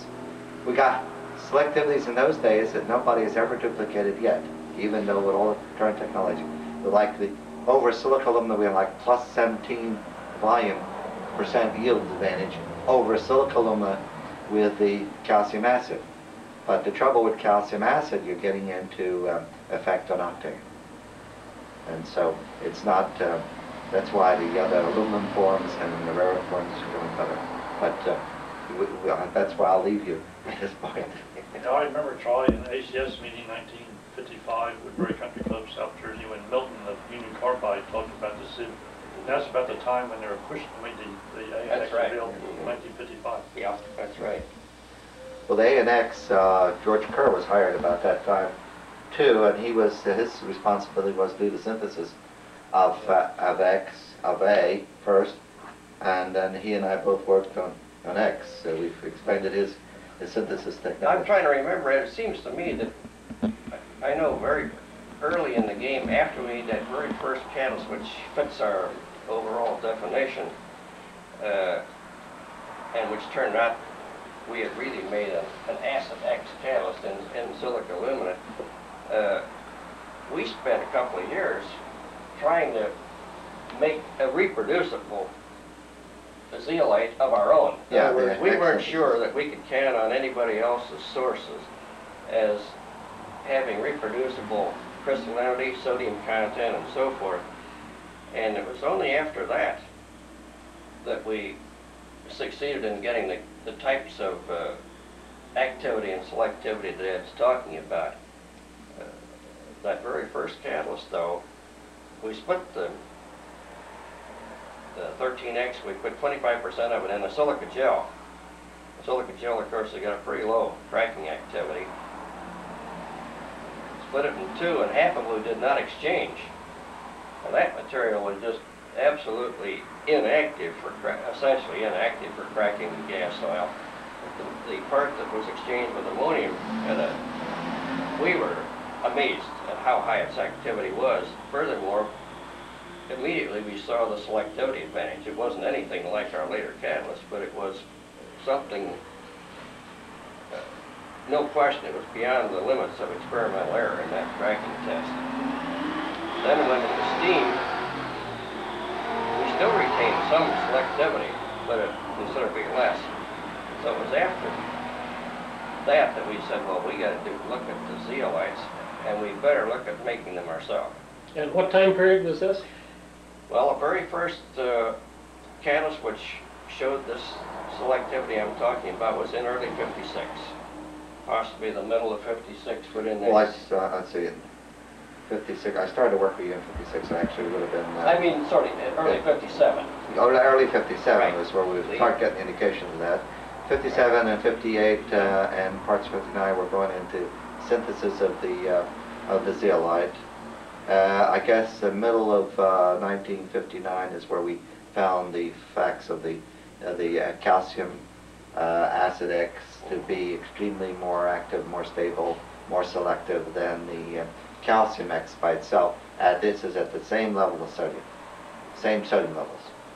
And in cracking, I guess you want to keep the sodium level down, keep the minimum. You mentioned Wendell Hawthorne. When did he come to Mobile, and what was his role at this time? Wendell Late came. 30s, I think. 30s? No. Wendell came after I did. Oh, really? I came in '41, April Fool's Day. And in fact, I celebrated my first year's anniversary with that splashing in my eyes with the caustic. So just a year from the time when I reported for work was the time I had that eye accident. But He wasn't there when I went he there. was Yeah, there, so he it was came April there 42. in Yeah, maybe 43. 40, Or maybe April 45 possibly, Okay, in that okay. general area. Yeah, I think I was Yeah. away then, sure. Yeah, something like that. Well, Wendell took over from a fellow named Meadows. Do you remember Oh, Meadows? yeah, sure, Jake Meadows. Jake Meadows. Yeah. And so it was in the middle 40s. And he became our supervisor when Arleo Kelly left. And I remember I went to the assistant supervisor and said, I don't think you should make Wendell the supervisor. But I was extremely happy working with Wendell. I know two ways about it. I have been very, very happy with Roland Hansford also. But I think we have to recognize the fact that Wendell pretty well understood and appreciated what we had achieved, and not only did he appreciate it, he also, I guess, steamrolled the understanding and appreciation of upper management, so that they would really know what we had, so we could proceed with the development of the concept and also the catalyst. So I think he's the chief motivator of our commercialization. I think he's could be recognized as contributing considerably here. Well, now, were these early zeolite compositions incorporated in hydrocracking, or had that terminated by this time? We just started to get into it when we were told no more hydrocracking work. I think I've run one or two of them, and that was the day that we cut it off, no more hydrocracking, so we just touched the surface of it at that time. I think the zeolite cracking catalyst sort of put the brakes on That's it. right. That's right. That's right. That gave the versatility that was needed in the cracking operation, which is much more economical in Mobil's situation, at least in hydrocracking. You could change your conversion level and your yields. It was a major breakthrough, and made Mobile a pile of money, right? Yeah. Yes. Yeah. I'm still waiting for my percentage.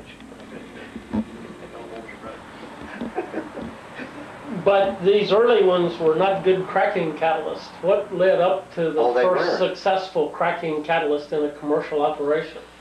Well, this is one point which I'll debate with you, is that the calcium acid X was adequate for the cracking catalyst process of that day. It was stable, it was active, it was highly selective, and everything else. But now, Yes, it would not have been as stable as the rare earth form, but we had the manganese catalyst, and I have a feeling that has never been followed up. Oddly enough, the manganese has, of all the catalysts we ever made, manganese had the highest selectivity.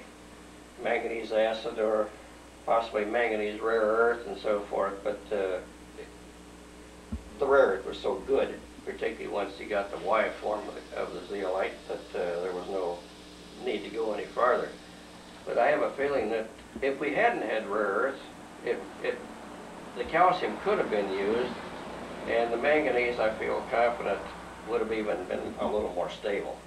but now getting back to the, I guess that's what you're looking for, is what happened next.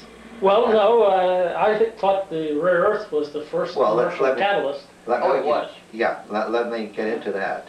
Actually, at one point, there's a fellow down at the Mobile called Dave Hart.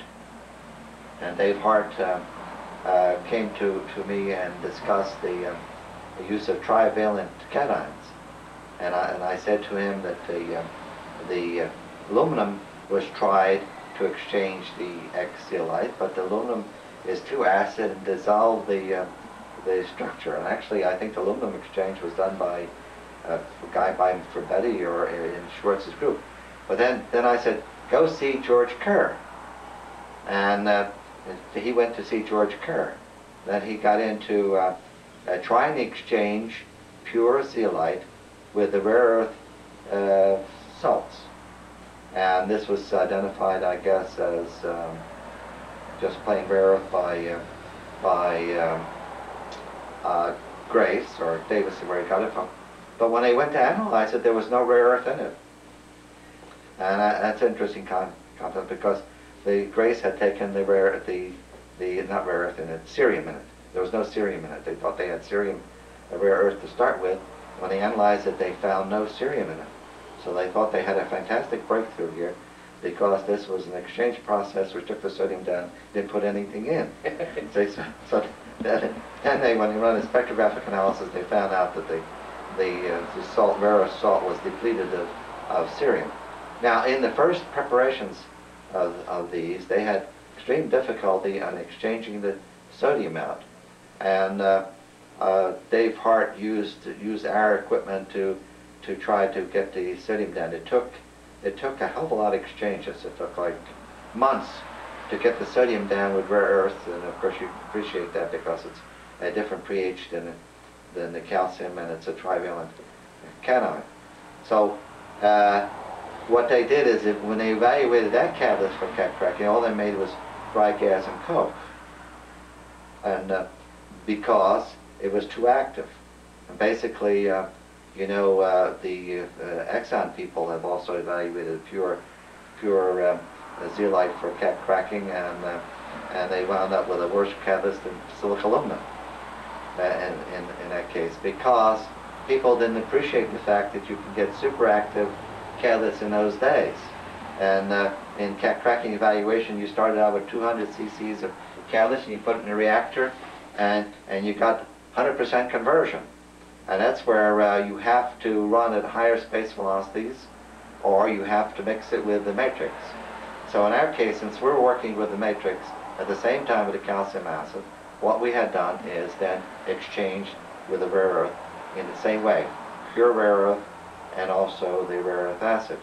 And these now, when you steam them, were completely stable to steam over a long period of time. As a matter of fact, in some of my litigation debate, I argued with the cross-examiner that the curve really went up.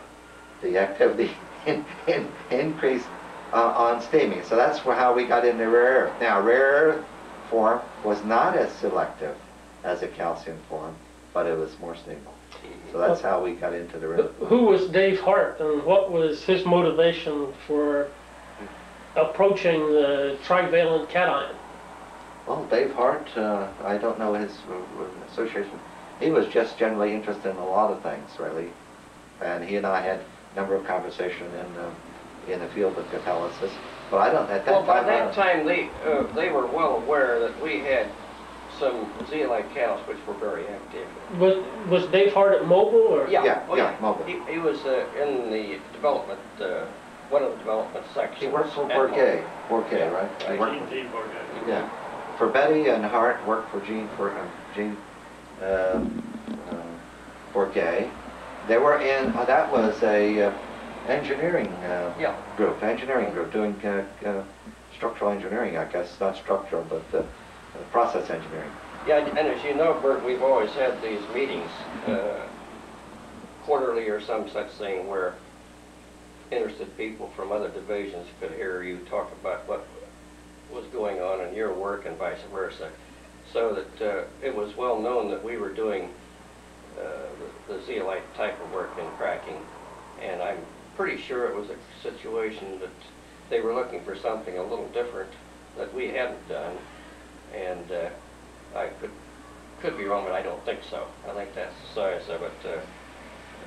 Dave was a individual who Ed said was interested in a lot of different things. I think he just thought, well, what's something that hasn't been done yet, and he thought, let's try the trivalent ions. And also, as Ed has said, the rare earth zeolite in itself was just of no interest. Where we found it out was before anybody had really looked at rare earth zeolite steamed, which does make it of some interest. We had already put it into the matrix and found out that we had our best overall catalyst in terms of stability as well as selectivity. So that it would have remained, I think, a complete curiosity, except for the fact that we had done the thing as we did everything. We looked at the catalyst after we had what we called stabilized it, because the way that our tests were almost always done with the catalyst in two conditions. One was so-called fresh, with just a calcination, and the other one was after steaming, which was supposed to equilibrate it to something like the selectivity level that it would get in a commercial unit after a few months on stream. And I think it did that. But it was the steam catalyst that had all the really favorable properties. I think, though, they might have used some of the pure low-sodium ones for hydrocracking. Bill, do you remember that? Pure rare earth X. We used 10A and 13A. Yeah, you get a hydrocracking by itself. Yeah. But Oh, yeah. Yeah, Oh, yeah. but not in for You made those catalysts, we found that Yeah. selectivity has made more naphtha and less fuel oil, and everything seemed to make sense. Yeah, well, there again, you have the coke situation. Since you don't have the coke in hydrocracking, you don't have the problem of the thing killing itself. You see, the side by side, we have a new cracking catalyst. Therefore, it has applicability in hydrocracking. So these two processes run side by side, basically. Well, what delayed the introduction of it into the commercial plants from 57 to 63? Well, 62. the patent application was filed in 1960, I believe in July. And the the first commercial test was in '61.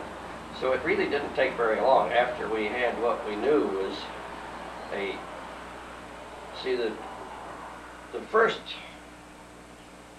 really hot catalytic result with the calcium acid form probably occurred in '59. Yeah, it did. So it was only a couple of years in between, and it really, in other words, was an extraordinarily rapid development, considering the fact that it had to go from our strictly experimental work through the development stage and then into a commercial plant for preparing the catalyst. All that occurred in essentially 2 years' time. What, they make about 50 tons of catalyst, I guess, to try out, and it was like tested in Torrance, I think. yes, tested out in Torrance in a TCC unit, of course. But we had to set aside a month's time or whatever, probably not a month. We had to set out a sizable amount of time from the beet catalyst plant, where they got rid of the old catalyst, cleaned out the forming units and so forth, and then put this material in, isolated it, and then restarted the plant on the old catalyst again. And all that takes a pretty fair amount of time. I was really flabbergasted that it occurred so fast. Well, now, during that time, were you all involved in the political management of this, or were you still back in the lab making better versions of it? Well, we had, well, can I interject here? We had a very interesting manager here. His name was called Ken Elliott. Ken Elliott attended our group meetings, and Ken Elliott saw our results. We presented the results to him of the catalytic performance of this and extreme selectivity, and his comment to the developers, and that's the group that was going to commercialize this catalyst, and he says, when can we get this in a unit? That was his comment, and somebody was said, I think Kramer said, maybe 3 months or so. He says, why can't we cut that in half? And he says, how about 6 weeks? How about 6 weeks? And so once Ken Elliott realized, and he was top management, realized the significance of this, he wanted to get it in as soon as possible. But of course, since we're on the pre-development stage of this thing, we have comments to make here that we made recommendations that they use 10% zeolite in the silicoaluminum matrix and exchange that. We passed it on to developer people, and they insisted on using only 5% zeolite. You see, you would think, with all the data we presented to them, show them that would be adequate. That's the way to go, the 10%. But for some reason, they made up their own mind that they want to do some experiments themselves in a commercial process. And finally, they did go up to 10%, but it took quite an effort to convince them to go to that level. And now I'll comment on its application in Torrance Refinery. Here's the term we get back from the gauger in the field. He calls up the catalytic unit, and he says, "You guys are doing something wrong. We got more gasoline out here than we're supposed to have." That's a testimonial to the yield advantage. Well, what followed this in the year or two after this? Was it a period of resting, or was it trying to greatly improve this? Well, I don't know how many patents we have following that work, but we must have well over a dozen, which involved improvements in the cracking catalyst. We went from X to Y. All of our data said that Y was definitely a more selective catalyst. And I don't know why there are other people who say they don't observe it, but we were completely convinced. Of course, there's no question it's a more stable catalyst. So people would use it even if it were not more selective, but we've got data both in the old fixed bed units and the fluidized bed. Well, in a transition stage, what we had done is looked at, obviously we wanted to see what the individual rare earths would do. And Leonard Drake was involved in doing that. We made the material up for him with the zeolite in the matrix, and Leonard was involved in exchanging each one of these with a different rare earths. In the process of doing that, we found some rare earths are better than others. And one in particular is the lanthanum. Lanthanum is much better in selectivity than any of the other rare earths. And of course we tried to propose the preparation of lanthanum exchange cracking catalysts, but the advantages in yield weren't enough to pay for additional costs of lanthanum. But however, the process was I think stabilized on using the cerium depleted rare earths, which are called didinium at those points. But of course, in the development process, before we get to the Y, we have done a lot of synthesis of X, and we have the clay synthesis route where we've converted clay over to the X zeolite. And I guess the first Y we evaluated, as I commented before, was the palladium Y. I don't know whether it's it's hydroisomerization catalyst of union carbide. We got a sample of that, and we took the palladium down. 2/3 of palladium was removable with the ammonium chloride exchange, and then we wound up still with about 2/10 palladium on that catalyst. And of course, in cap cracking, you know what palladium will do for you in cap cracking. But on steaming, that killed the palladium. We were able to kill that, and then we had the performance of the Y. And so in having the initial performance of Y, then we went into the synthesis of Y. And of course there were some patents available for synthesis of Y. That was the Belgian issue of union carbide's Y synthesis, and we made Y that way. And then we used the Y then in the cat cracking applications with rare earths, with calcium, with hydrogen forms, and all of these forms. And then George Kerr and I and Charlie involved in, if Y is a higher silica-alumina ratio than X, then what would the performance be of a crystal structure with an even higher material, higher silica-alumina ratio? And that's where we went into dealuminization of a known crystalline structure. That was why we deluminized with ethylene diamine tetracetic acid. We used two different techniques to do that. George Kerr used the reflux method, and I just dumped the salt right into the sodium Y and reacted that.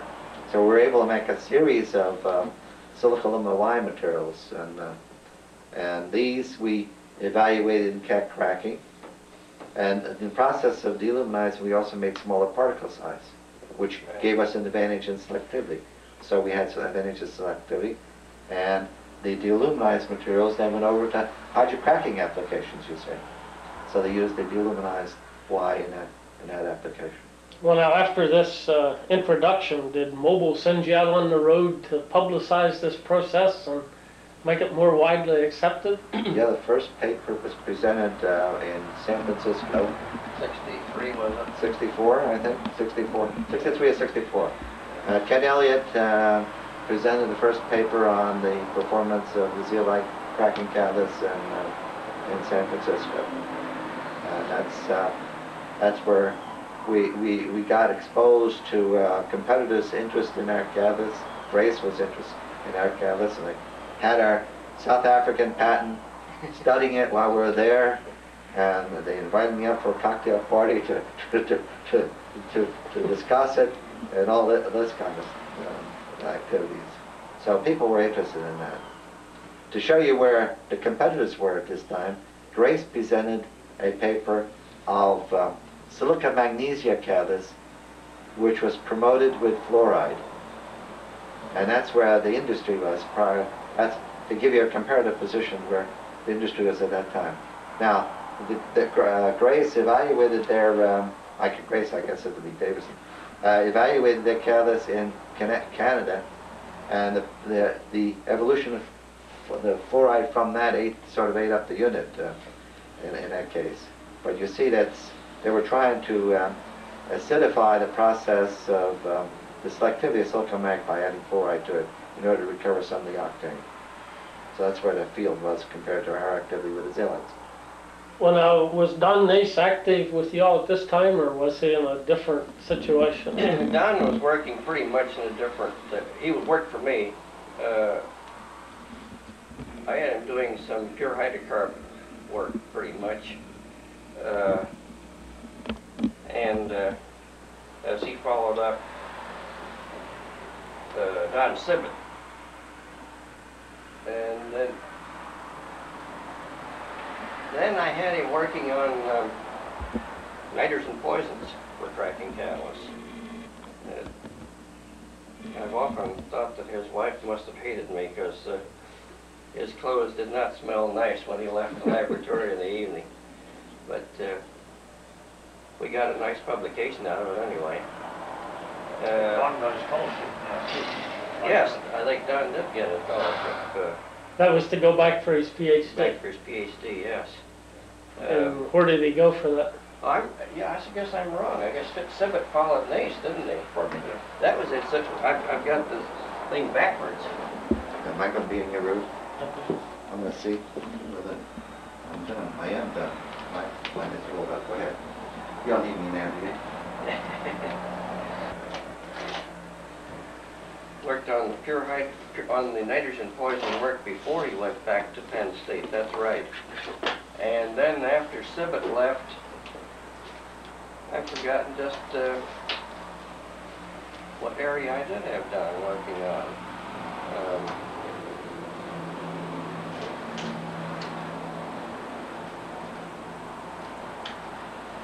I guess he went back into pure hydrocarbon cracking again. That's not positive. How would you describe Don? Oh, a very careful worker.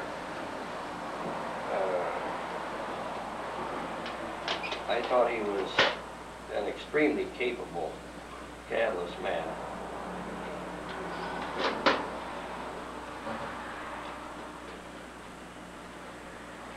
It's funny, of all the different people involved in my group over the years, I'm having trouble placing I'll go back in. when he went in and out of the group. Do you remember after Frank came, where Don was situated in? He got involved with Paul Weiss, some I know. Yeah. I worked with Paul a little bit. I wasn't directly involved in it. No. But Don and I agree with Charlie. His experimental work was extremely well done, thought out, and very refreshing. I always thoroughly enjoyed Don, talking to him about things. Such a straightforward, capable fellow. Well, somebody did some studies. Claude Myers was involved here someplace, wasn't he, on running Okay. high space velocities, right? Okay, maybe Don worked for Claude. High space velocity. Yeah, before Wojciechowski arrived. Remember Wojciechowski? He worked for Claude Myers. I guess he did. I guess you're getting into evaluation of performance of these zeolite materials at extremely high space velocity, short contact time, and to see what they can really do. And I guess Don, I think, was somewhat involved in that particular area, but I don't know specifically where. But I know Claude Myers was involved here someplace. Well, we were told to look at this rare earth X for anything we could think of, any application in petroleum or chemical reactions. And I was involved in that, Lyle Hamilton, various groups, not just in the catalyst preparation or cracking area. And one thing I looked at it for, along with some others, was paraffin olefin alkylation. And I satisfied myself I was alkylating isobutane with ethylene. And the yields weren't high. It was obvious that coke formation side reaction was killing the activity, but this was unique for the rare earth. And I gave this at a MAR meeting, 1967, over in Philadelphia, and I was amazed at the interest. The place was crowded. They were taking pictures of my son was killing the activity, but this was unique for the rare earth. And I gave this at a MAR meeting, 1967, over in Philadelphia, and I was amazed at the interest. The place was crowded. They were taking pictures of my slides. And this has been a continuing effort ever since that time. There's various groups, you read publications, Russians and others, and groups in this country, to have a solid catalyst replacing HF or paraffin olefin alkylation. But it's always wound up in the same place. Like we initially observed, the coke formation, you just can't inhibit it to the point that you can make a viable process from it. But it's still intriguing exactly what goes on. And there were other applications looked at, chemical reactions. Paul Venuto and Phil Landis, they published a book on it, and it's the versatility of this catalyst. We looked at it from one viewpoint as a Friedel-Crafts catalyst, and it did respond to a lot of Friedel-Crafts type chemistry. That was my involvement at that particular period of time. What was your impression of zeolite catalysis at that time, looking at it from an organic chemist or a process chemist? Well, there were unique properties of it that had never been shown with amorphous catalyst. Controlled, even the size selectivity was recognized at that point that certain molecules got in, others didn't, and this was a control that you had on it. It was it really was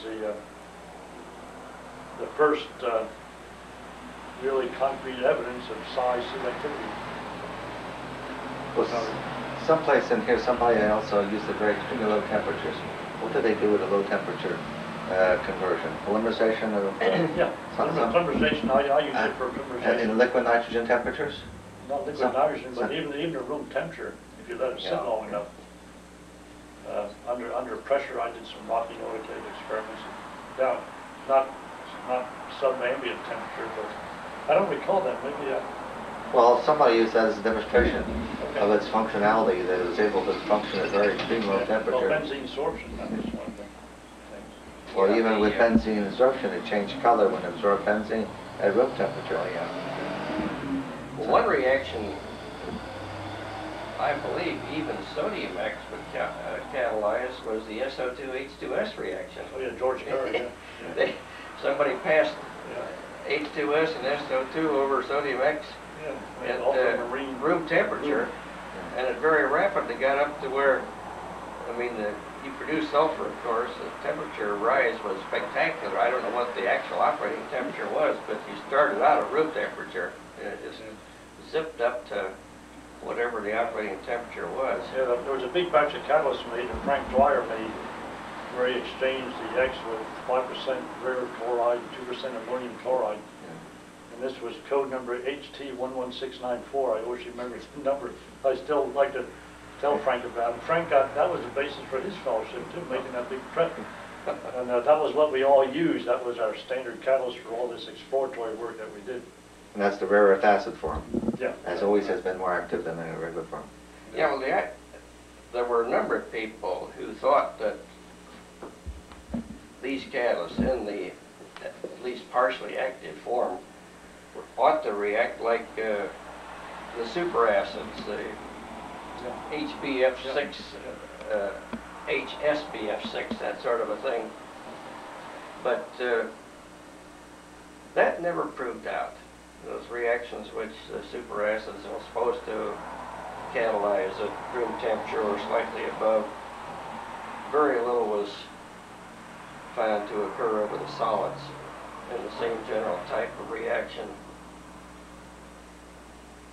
I know I kept looking for it in a number of things, but I didn't find anything which... Well, what was George Kerr doing at this time? Okay, I want to speak to that issue. George Kerr was doing synthesis work, and I guess he has a lot of zeolites. He's come up with the ZK series, where he's was synthesizing zeolites. Also, he's the one who originated the work with the quaternary ammonium compounds, and he was attempting to synthesize zeolites with various organic bases. And I guess his activity was limited to high base to silica ratio. In the synthesis of high silica alumina materials, you have to limit your base acidity. For instance, X has a ratio about 1 sodium oxide Na2O to silica ratio. Y now is in a 0.3 to 0.6 ratio, so you have to decrease the basicity of the system in synthesis. And then as you go up in ratio. Now, what had happened around this time when George was working on organics, we had a PhD joined us, a fellow by the name of Wadlinger. And we had Wadlinger continue George's work in the quaternary ammonium hydroxide system. And one of his first areas of activity is with the tetramethyl ammonium hydroxide area. And this is working at low temperature synthesis and the low caustic to silica ratio, I believe. He synthesized what is known later on as alpha. Alpha zeolite is the shape-selective high silica material, which is equivalent in shape selectivity characteristics of A.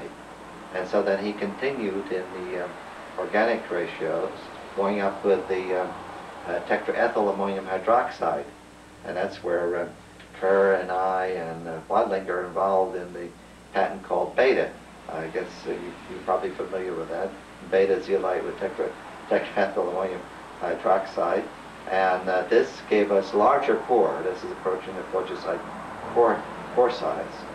So then Wadlinger left the company, and then shortly after we had another replacement entering into the picture. His name was Argar, and he worked for Charlie and I, and he needed a lab tech, and we got Landau to join us as a lab tech, and Landau and Argar worked together. And so they continued this series into the tetrapropyl ammonium hydroxide. And then that's where the ZSM5 originates. So they actually have, in this series, then there was a lot of synthesis work being done to come up with other new zeolites, and there's a number of new zeolites generated during this period of time. And later May Rubin joined us, and her job was to continue in the synthesis. So that's since one zeolite works, they look for other new zeolites to continue the work. That's basically where we went. At the peak of the synthesis time, how many people would you say were involved in zeolite research? Oh, zeolite, I think half the laboratory was involved in zeolite research. That would be about 400 people. In all forms of zeolite synthesis, evaluation, applications to all kind of different processes. But of course, Charlie and Bill might correct me on that, but to me, I thought that was the major effort of the whole research laboratory, was to exploit the zeolite area as much as possible. In organics, you're working in organics, you're working in cracking, hydrocracking, all the different kind of summarizations you're exploring. It certainly had to get up close to the area of half of the laboratory, I would say. But with support work and everything else. It counts as support. Counting all the support work. But the number of people directly involved started out quite small, I would say. Yeah, oh yes. Well, our group was the major synthesis group for a while. Aside from George Kerr, he did not have a large group. It was later on then a fairly large number of people in the development group became zeolite synthesis people also. Yeah, and they were fabricating the commercial catalysts. Right. So that means the B plant was working on commercial catalysts. Oh, yeah. All of these development people working on those. Then you had the hydrocracking people all working with zeolite catalysts. Yeah, in the development group, actually, it's very little in our Well, what were you working on during this period then, if you weren't working on zeolites? Oh, I mentioned to you on the rare earth X, and I was put in a development group when the company decided to commercialize hydrocracking. I was put on a task group on that. This was in the mid-60s. And it was a limited application of courses that they were doing, nothing like CFMETA had envisaged back in the 50s. Just primarily cycle stock, poker stocks to upgrade low-grade stocks at a couple of refineries. And I was involved in that development group, and I was transferred to NY Chen, worked for him. At that time, the area night was had been shown in some atmospheric pressure work to have shape selectivity and stability exceeding that of A. So my first, since I had experience in high pressure, I used this catalyst at 2,000 pounds and showed that it maintained its selectivity at this high pressure.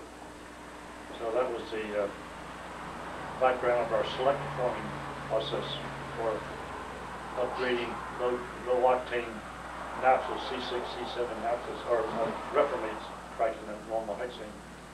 So that was starting in 65, and that was, from that point on I worked with NY on shape selective reactions. I've done that for the last 22 years till I retired. Yeah, we made a catalyst in that case too, because we were involved in making catalysts for most everybody, and that was the Orionite that was mined in Nevada, which had a 30-foot overburden of clinal, and this was a 3-foot layer of Orionite on the bottom, and that's what we had to process. This is processing of natural zeolites into useful catalysts, and this is really a step forward in using shape-selective, higher silicon ratio crystalline material for catalytic applications. Well, now there's an awful lot of patents represented in the three people sitting there. How do you compare patents to publications in the so-called open literature as far as recognition and work involved going into them, etc.? Well, I suppose as far as recognition is concerned, you don't get the same recognition out of patents that you would out of publication in academic literature. But I've always been proud of the patents that we put out, at least, and that Ed and I felt that if we put an example into a patent, that anybody could follow it and do the same thing we've done. And I think that proved to be pretty well true. Well, basically what we ran into publication freedom in this case. We weren't able to publish anything we wanted to because there was the pending litigation which limited us. And as a matter of fact, Charlie and I tried to publish or present the paper dealing with solid-solid exchange. Solid-solid exchange is where you're mixing an alkali zeolite with clay, and under hydrothermal conditions you can get the alkali transferring from the zeolite to the clay. We tried to publish that a number of times and nobody would let us do it, and so therefore we really never had an opportunity to be recognized in publications because the company limited us. So the best we can do is file patents, and the company is quite happy with But there weren't 3 patents on the subject matter, so it got into the literature, but in a different way, right? Yeah. So. Well, I think the effort spent on writing up the patents was at least as much as it would have been to write up a publication. Yeah, I believe in the patent system. I think it really works. And my career is on the technical ladder. You do some experimental work, you can repeat it. You file early, it gives you an early publication on your technical work. I always considered it was a real service to have this facility. And like Ed and Charlie said, if you want to publish something from mobile, you have to go through the patent department for permission. And if you don't have a patent on what you're publishing, if it's going to be turned down. So it's a prerequisite from that. And the number of patents in any institution, I'm sure, that are actually commercialized is relatively small, but you never know when you do the work. So from the company's viewpoint, it serves a real purpose. This is what they pay you to do. And if it's what you're trained to do, their company's paying you for doing what you enjoy doing. So, I mean, as far as I'm concerned, it's a real winner. well, in some areas it looks like there's almost a group of people who publish in patents, and in parallel there's a group who publish in the open literature. That's at least the appearance unless I shape selectivity. Is that a false appearance? I'm not sure I know exactly what you mean, Bert. Well, some people's recognitions come primarily in the patents, and then some attend meetings or publish general review papers, and they frequently aren't the same. Well, like Charlie said, there's very little recognition for patents. The academic world pays no attention to them at all, so unless you have to publish in a pure ACS journal to get any recognition from the academic world. So I guess it depends on where you're saying, where's the recognition coming from.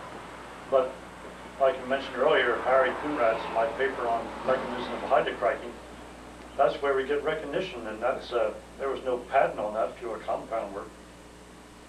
Well, in the publications, I just completely ignored publications, because if in order to publish, you have to get approval from several different stages of the management, and then when they finally give you approval, it's to publish something that the company doesn't think you can make any money out of, and so therefore, why be frustrated? So you go proceed to patent those things which you're working on, and you patent them as soon as you possibly can. So what the hell? There's no sense climbing a mountain. You can go around it. I always found publication sort of the final step, and to relieve frustration, a lot of publications you do out of a sense of frustration. Well, of course, you're getting more. Obviously, you get more recognition from published work or presentation of the papers at the regular sessions, because everybody's not going to read the patents, because they're usually so complex and so confusing that they have difficulty understanding it. Well, how did you react when you learned that your invention of the zeolites was going to be incorporated into the Hall of Fame? I was surprised. Well,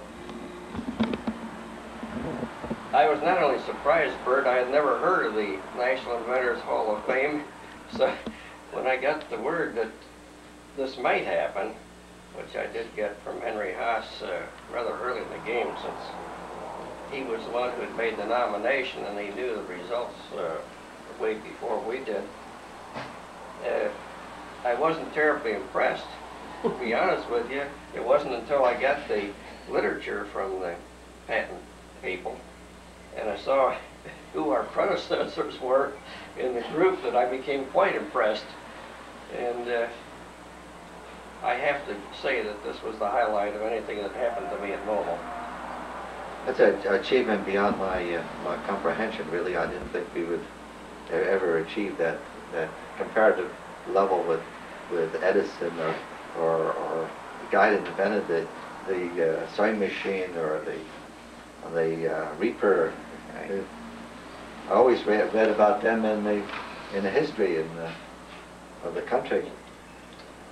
You know, this Ed and Charlie are both members of the American Chemical Society, both past chairman of the South Jersey section.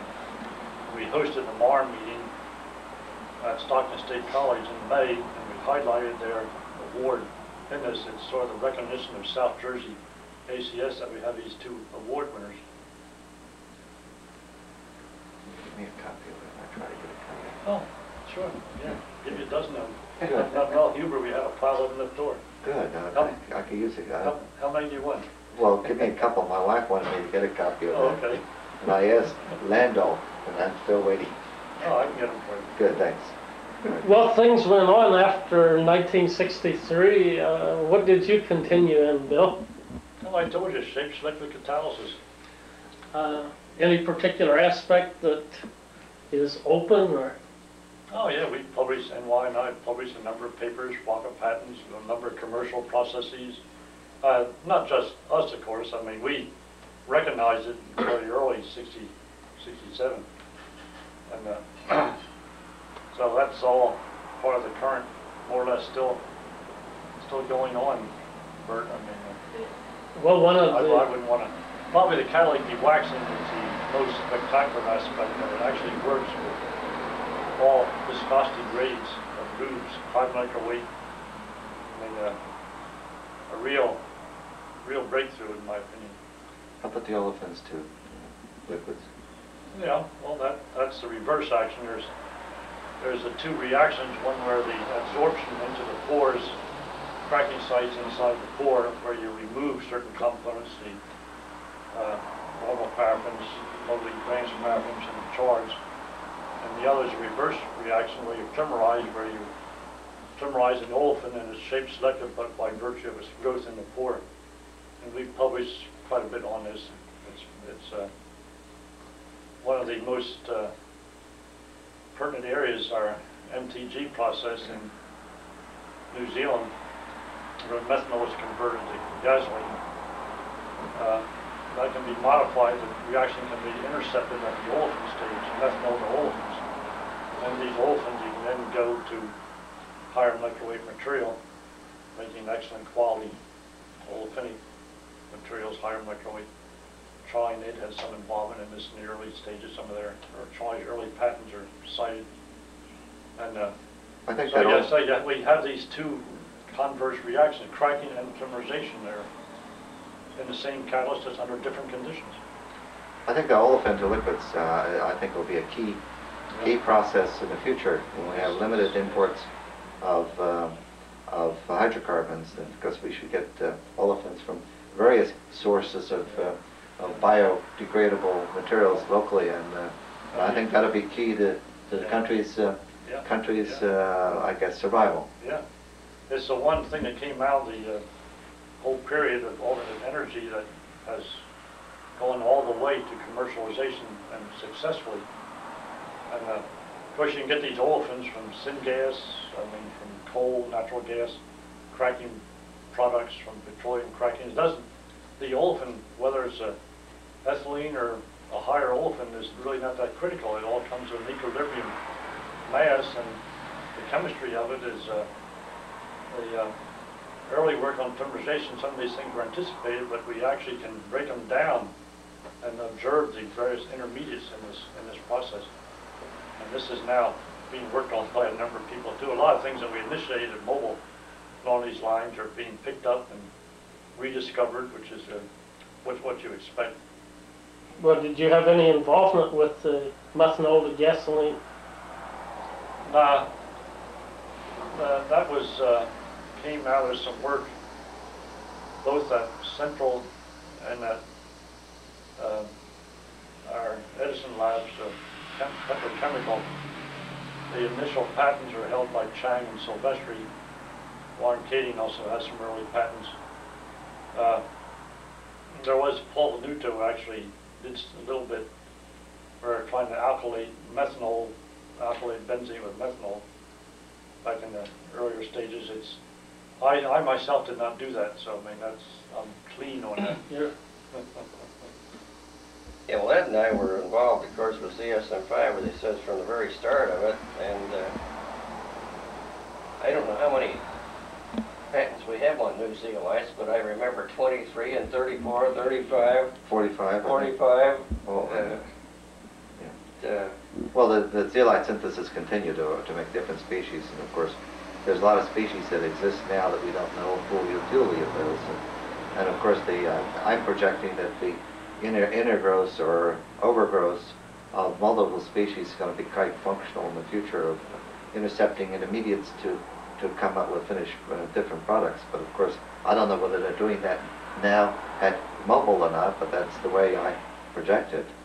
And in that synthesis work, we've, I guess in the CSM5 area, we've come up with approaches, I think, which will be used commercially by many people, is that you could synthesize in the absence of organics, and you could also synthesize it without the presence of sodium. So those two synthesis processes will be highly commercially applicable, and the synthesis in the absence of sodium is very interesting. Looks like in the process of synthesizing these, you have a simultaneous exchange and synthesis taking place, because you can make with the normal amines ranging from C2 to C12 amines, you can form ZSM5, which have sodium levels below 0.2%. So the various new synthesis approaches can be used to other zeolites. Well, in thinking of numbers, the three patents that Ed and I had that were pretty much the original bases for our patent suits were numbers 27, 8 and 9 as far as my patents are concerned. And I get up to the number of 97. Now, I don't know what Ed is up to. I'm up to 109, Charlie. And Just so, got 109 in the mail from... So that differential is what was done then after the original zeolite cracking catalyst patents. Well, I cheat a little bit. I worked a little longer than you. When I retired, it was 95. There's 3 issued since then, and I have about 18 in various stages. So Yeah, you'll have more. More time. But I mean, that gives you a numerical indication of what was done after the cracking catalyst came into being. And the best part of that numbers for both Ed and myself would be work having something to do with zeolites, either synthesis or utilization in some sort of, probably a petroleum operation of one type or another. To indicate the degree of success, I think, in our operation is related to the, I guess, the wide range of experience that we have. And we've been exposed physically and manually in doing the experiments where, you know, you can listen to somebody tell you what's happened, but if you see what's happening, you can formulate your own conclusions. So it's necessary to roll up your sleeves and get in and participate in the research. It's not a theoretical thing. You have to do the experiment to find out how things work in order to go forward from there. Well, one of the characteristics of the zeolite is the crystallinity. Could you recall some of the people you worked with in defining crystal structures? Oh, George Cocatello, of course, primarily, and Dave Olson. Dave Olson helped him out in some of the early days, but I guess I would give the greatest share of credit for helping out on structure to George.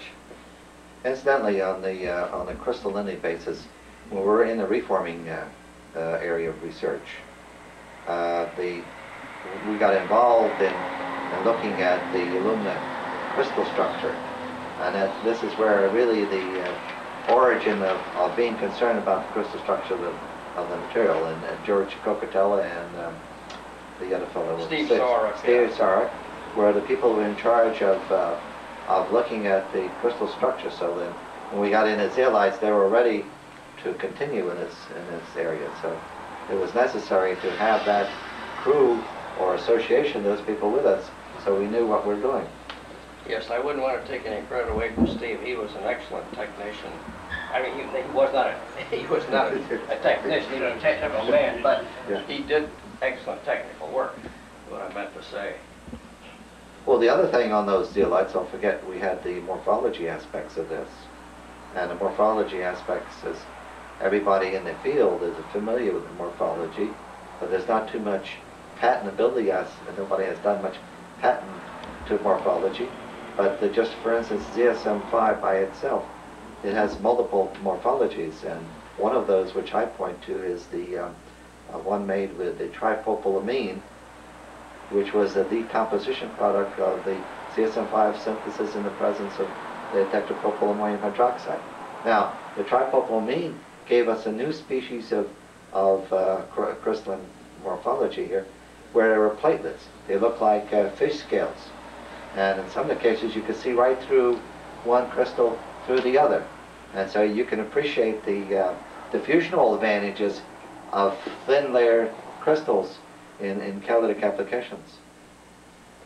Well, one that we haven't mentioned is Julius Cyric. Yes, good old Julius. You want to comment on Julius? Julius Cyric was in the synthesis area. I guess ZSM 1, 2, and 3, I guess, is his. ZSM 4, he worked on that. Julius is very detailed and, I guess, left field type of researcher that did his own bit his own way, and I guess he contributed considerably in that synthesis of doing something entirely different than anybody else has done. I worked with Julius on a number of things, and he was a very interesting fellow. Julius definitely was not a management type.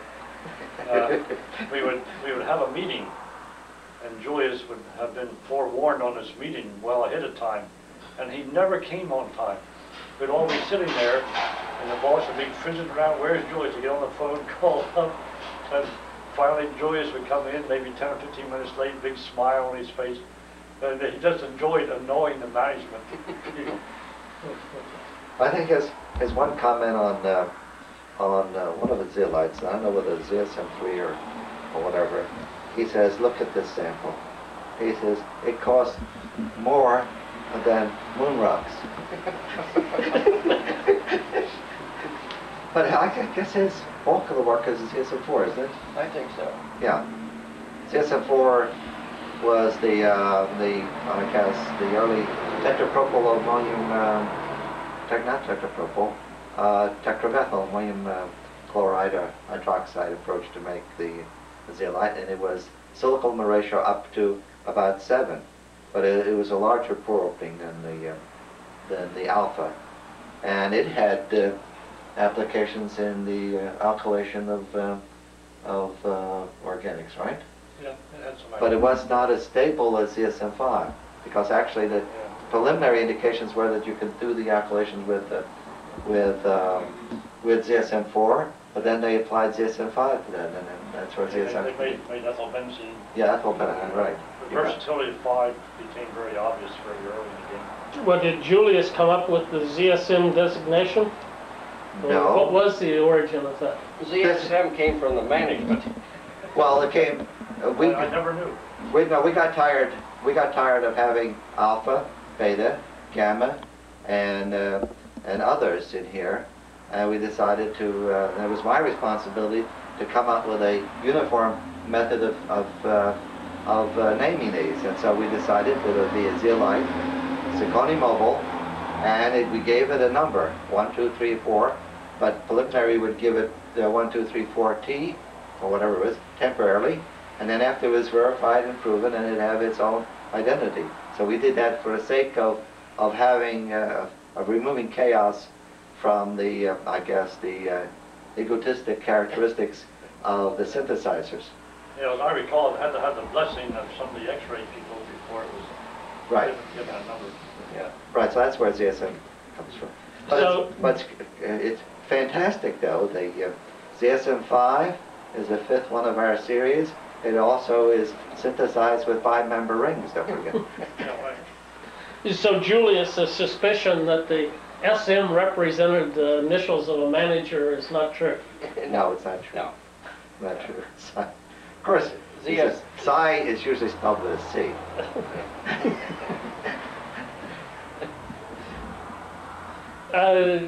Julius was an interesting individual. Do you have any stories? Or? Well, I got some stories which are not related to synthesis of zeolite. Well, that's even more interesting. Julius was, I guess, a perfectionist, and he was interested in making musical instruments. I don't know whether you're familiar with that. And he had collected wood samples, which he was going to age for many years, and he was making some kind of special instrument. I don't know whether it's a balalaika or whatever it was. He was making it under special conditions, and he researched that considerably to determine what the resonant cavities and the structure of the wood is, and he did a very thorough job on that, just like he did on his very thorough job on the synthesis of zeolite seed. But he spent a lot of time on that research too, but nobody paid him for that research. And Julius liked to make up memories, but they're not the kind you could repeat in public. At his funeral, I went to his funeral, and Edith Flanagan, he came down to his funeral. Julius was well thought of. How can a company include someone like him and reward them, or is there a way? You can't make them happy, that's one thing. Julius was never really happy. You can dilute his obnoxiousness by inserting between him and top management various people that can tolerate that degree of obnoxiousness. Yeah. Yeah, I'm sure a lot of people like to have fired him. But of course, that's where ideas come from. People do not conform. What prevented that from happening? Or? Firing? He did useful work. What was the most difficult synthesis and identification that you worked on in making zeolites over the years?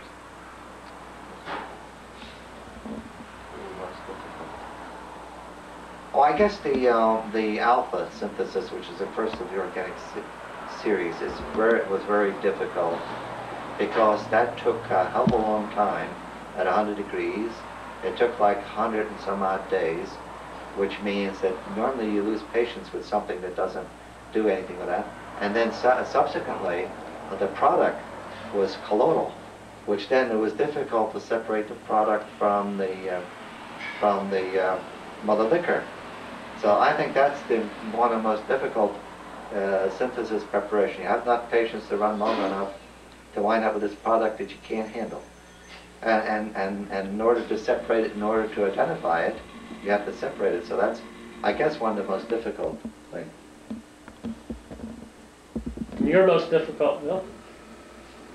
You mean technically or otherwise? Technically. Oh, I don't know. Or otherwise. Yeah. I mean, every problem has been fun. There are two kinds of problems. There's the one where you're assigned to solve this work, and the other kind, I mean, that's sort of a routine thing. I always do that on company time. The other kind is where you observe something, you have a hunch something will work, and you pursue that day by day, and that's the one where you think about it at night, and that's the challenging and really the more satisfying kind. Just solving problems is, you get recognition, but this other type is more satisfying. So I don't think I can put my finger on one single thing, Bert. Well, everyone works on at least one thing up for a long time that never works out, or has a great idea that never pans out, even with your best efforts. What would you say is one thing that would fall in that category? Or? Some of my early work, I liken your first successful research work is sort of like the first girl you kissed. I think you always remember that. And I worked on sin lubes. I did peroxide work, and using yellow phosphorus. This is a whole other story. And I had a lot of fun doing it, and I got transferred very quickly after having done this. And I have sort of a feeling of unfinished business on that, but I don't think the work will ever be pursued because it would scare people half to death. I mean, yellow phosphorus, peroxides, and olefins. I mean, that's like a flamethrower. But I just come back from the Navy and I just go. I mean, it didn't worry me that much. But that, to me, is one of the items of unfinished business, Bert. I think my most frustrating one was silica manganese. Silica magnesias, in the days that I'm talking about, were not good cracking catalysts. And I had, I think, 3 different types. But I found out I could really increase the activity of the catalyst for cracking by what amounted to extremely substantial amounts.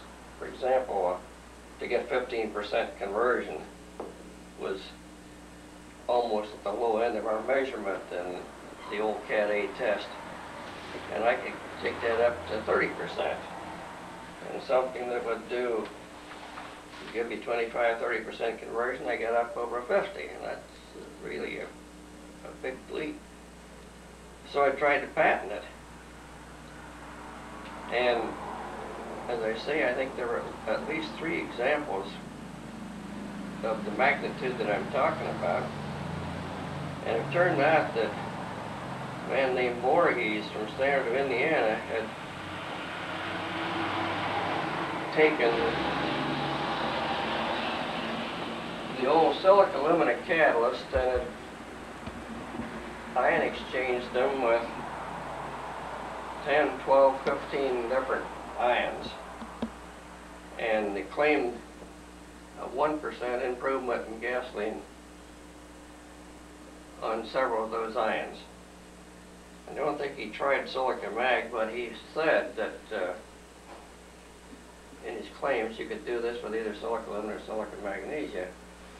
One of the ions he claimed was manganese. And we were absolutely unable to convince the patent department that I had something that was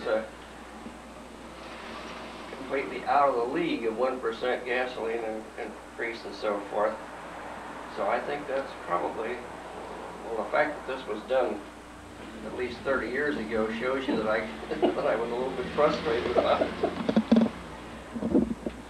Well, Charlie has forgotten that we got into silica zirconia operations, that one of his catalysts was fantastic, and then he tried to repeat it.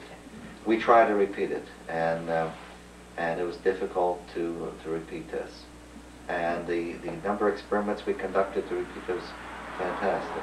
So finally we realized that we had to age this at elevated temperature and hot acid age at elevated temperature in order to get results. I don't know whether Charlie did that in the first experiment or not, or did he had the zirconium polymer that reacted with the silica in that way. And so that was really frustrating because it took us years to solve that problem.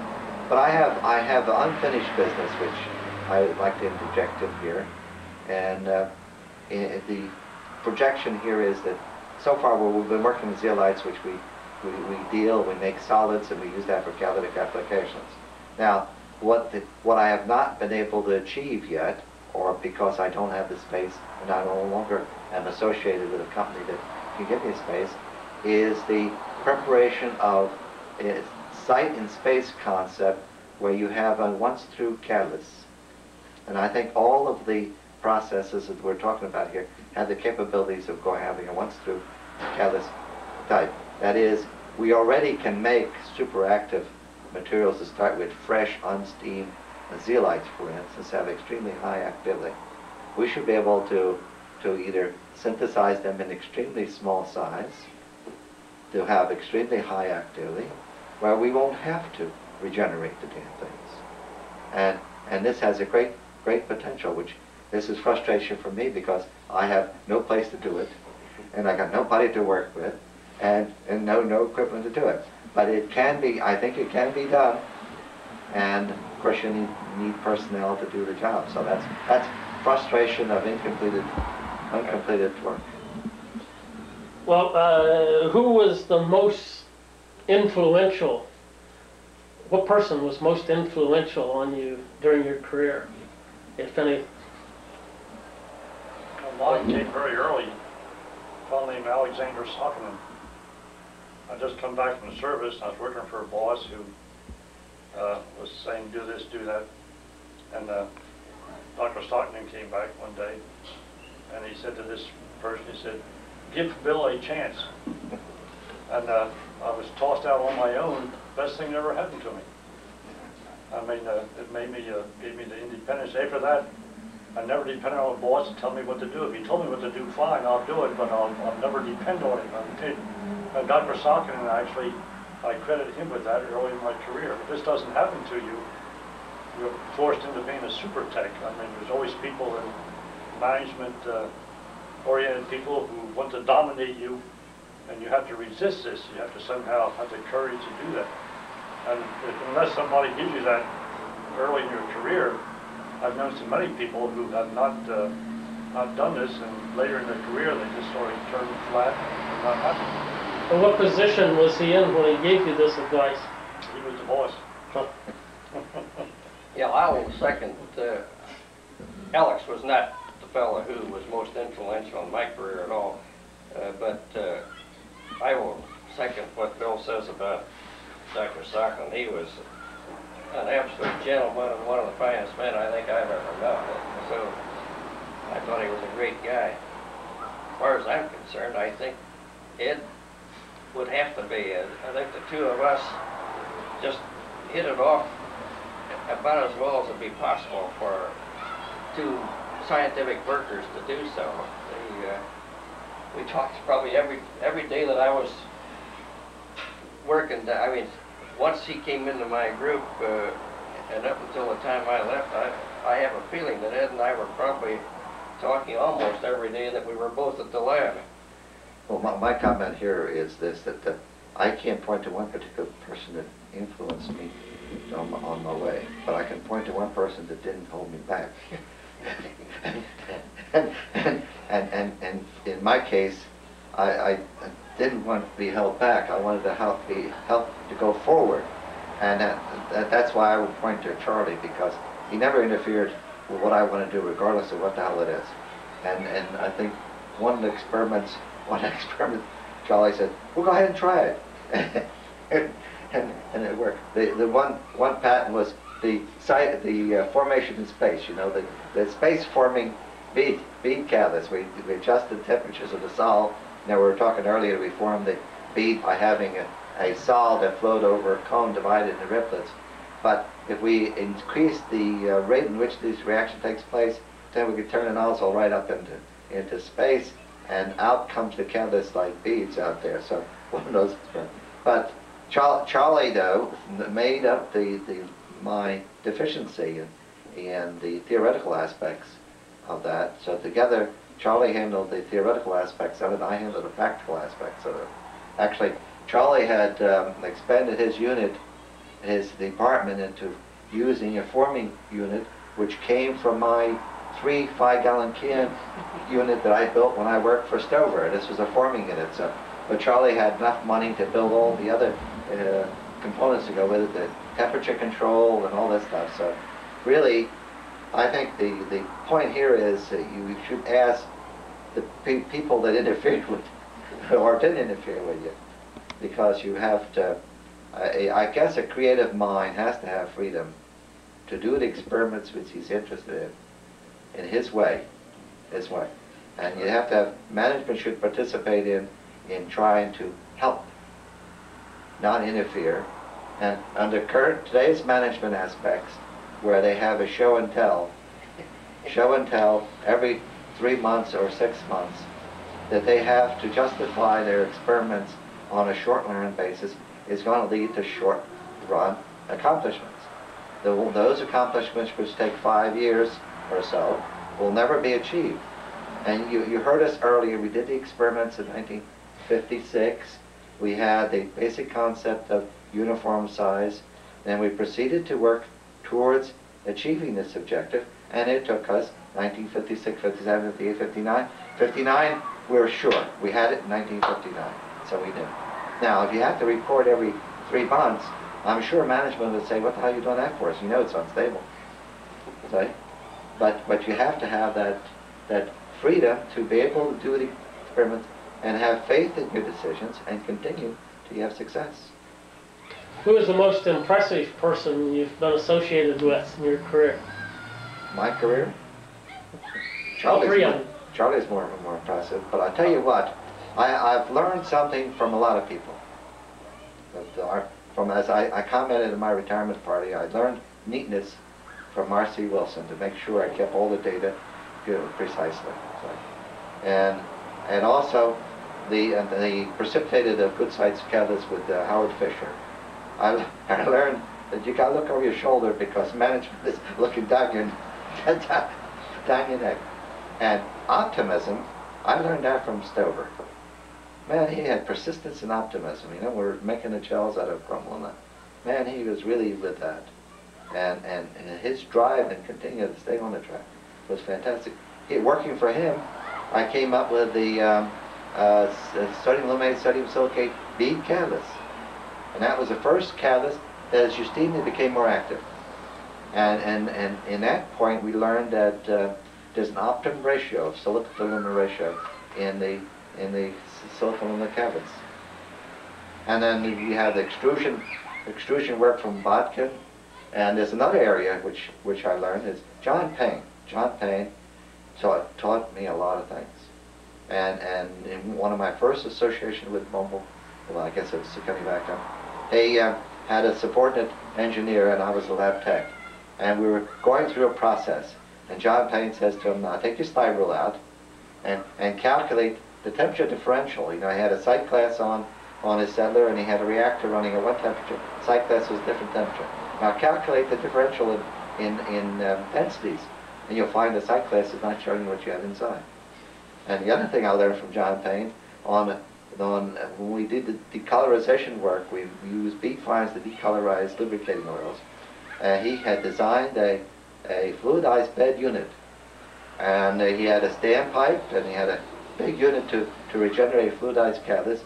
I learned that on that standpipe, it's got to be redesigned, because I had a 55-gallon drum on top, covered with canvas. I had to put 50 pounds pressure to push the stuff down through the leg into the unit to regenerate.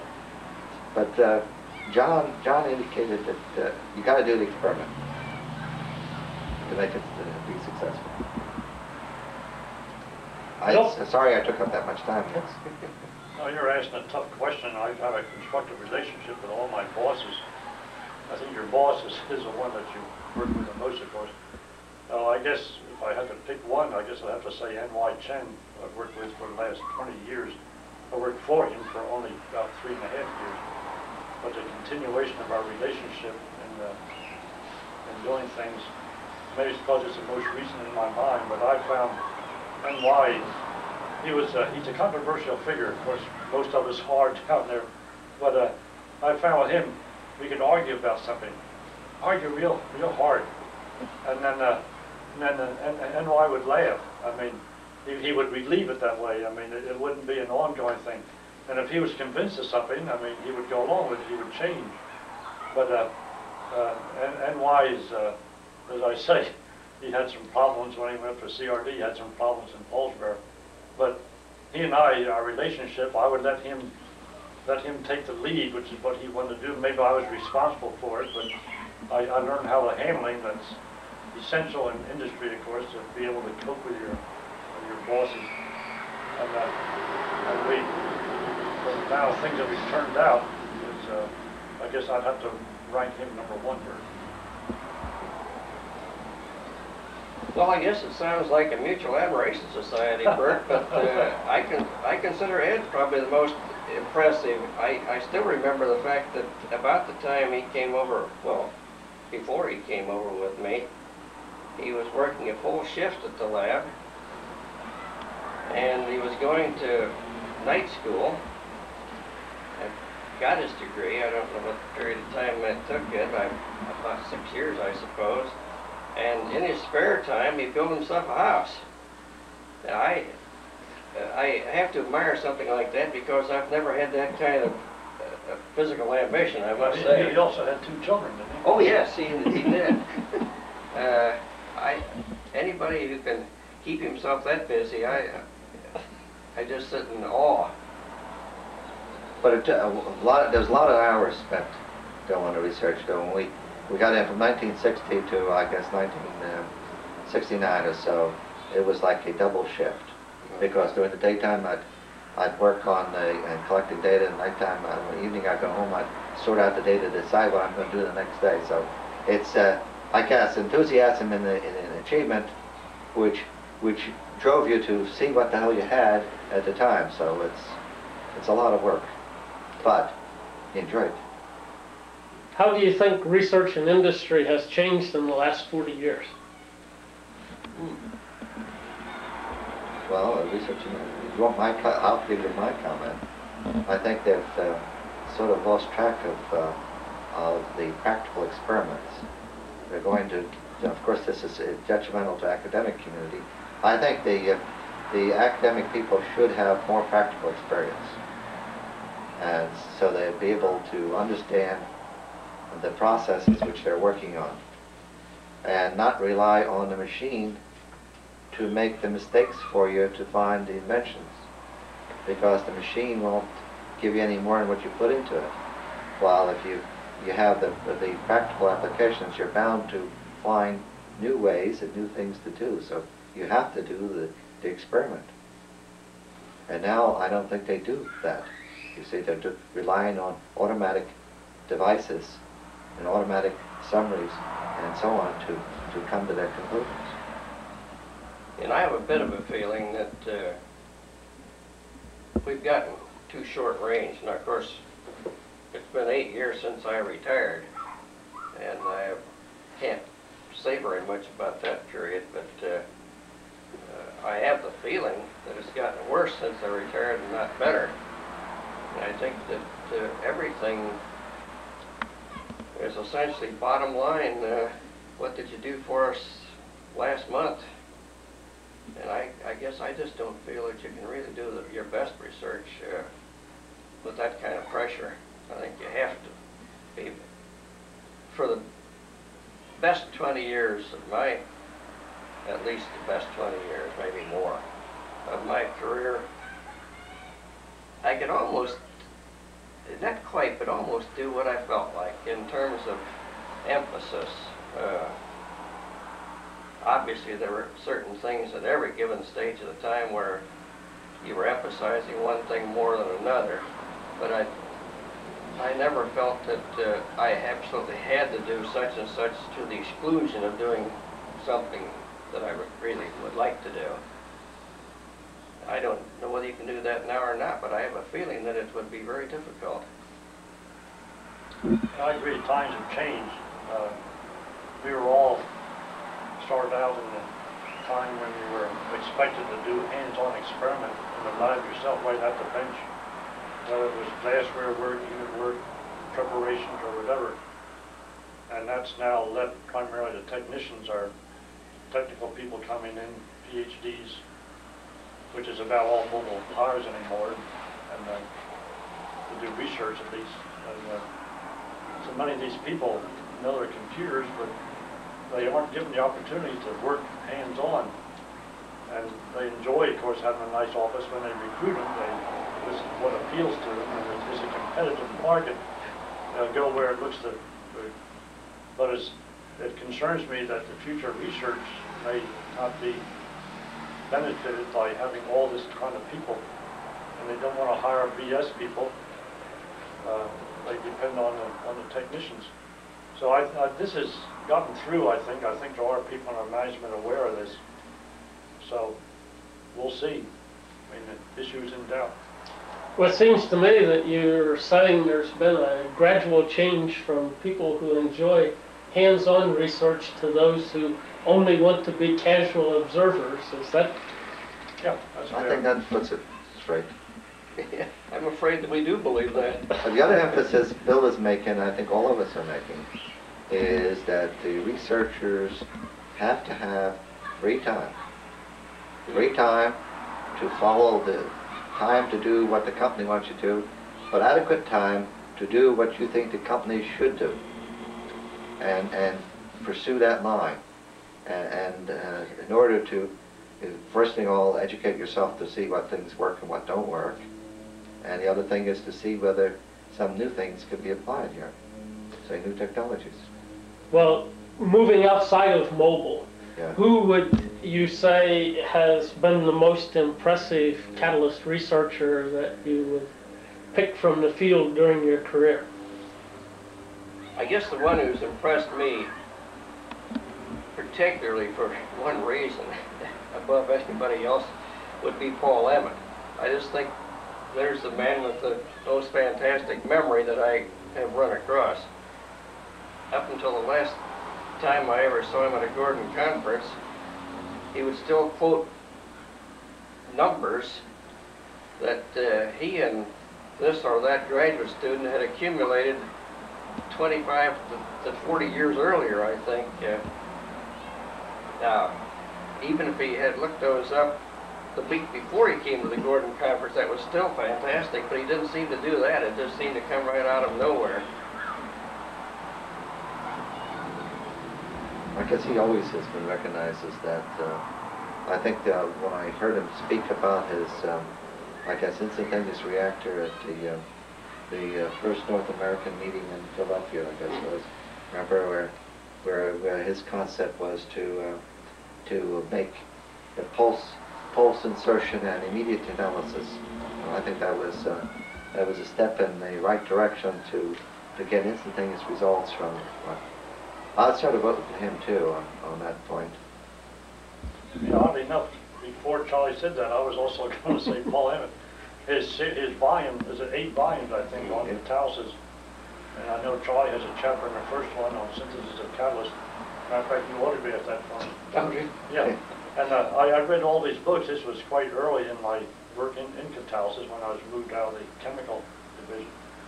And really, our new ones coming in, I refer to this. I give them these volumes to read. Coming in to work in catalysis, they say, what's catalysis all about? And I give them these books to read. And what would you say outside of mobile has been the biggest advance in catalysis?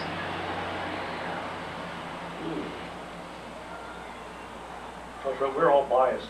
I think the Well, what's happened ultra outside stable. I think the ultra stable activity applications of the ultra stable Y. That has some background in mobile too. Yeah, I know it has in mobile, but I mean, John Ward's work, I think, is significant, isn't it, in ultra stability and applications to use, right?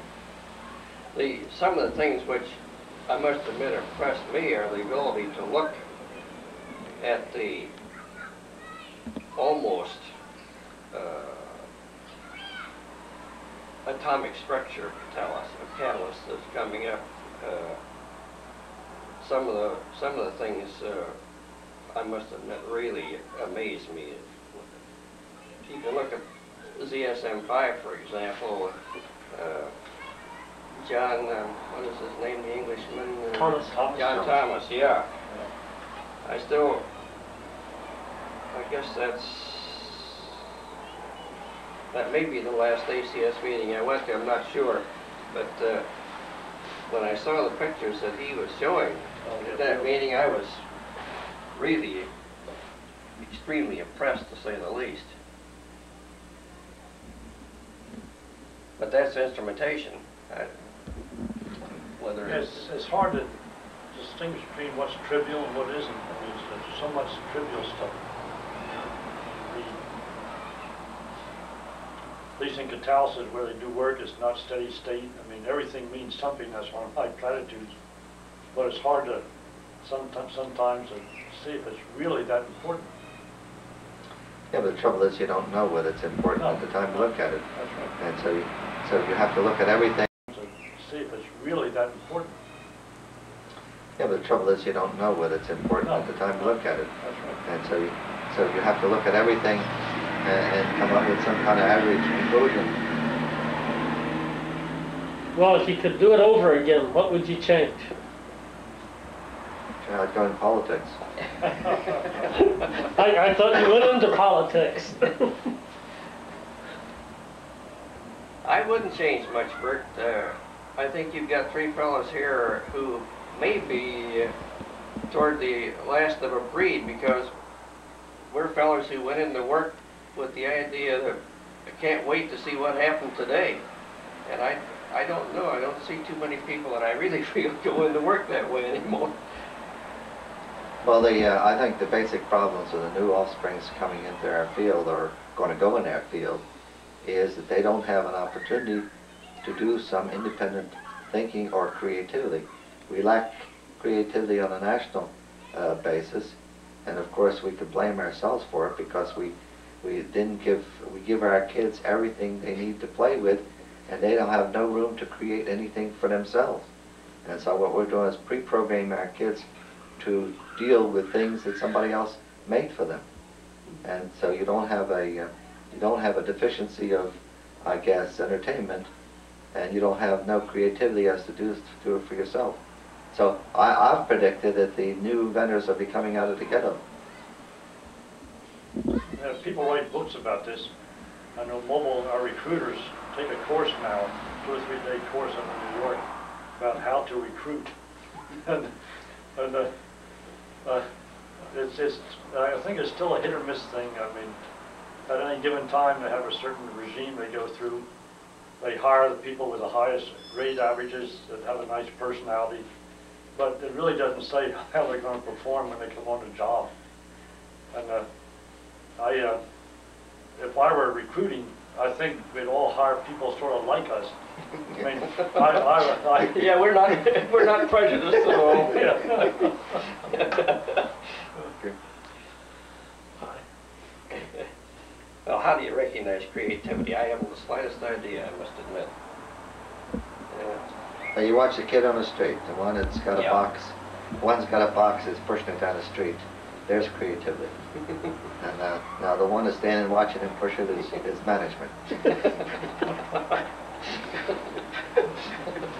Technical matter,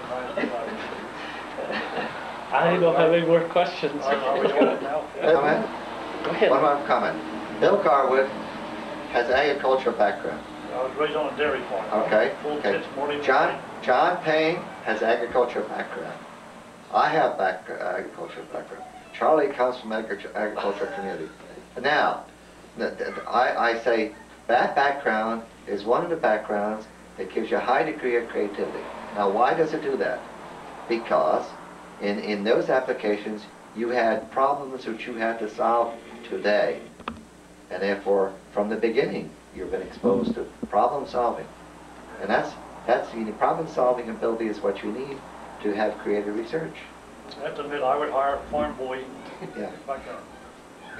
Yeah. Because another thing, they learn how to work. That's right. Right. That's right. They Right? know how to work. It's not an 8 to 5 job either.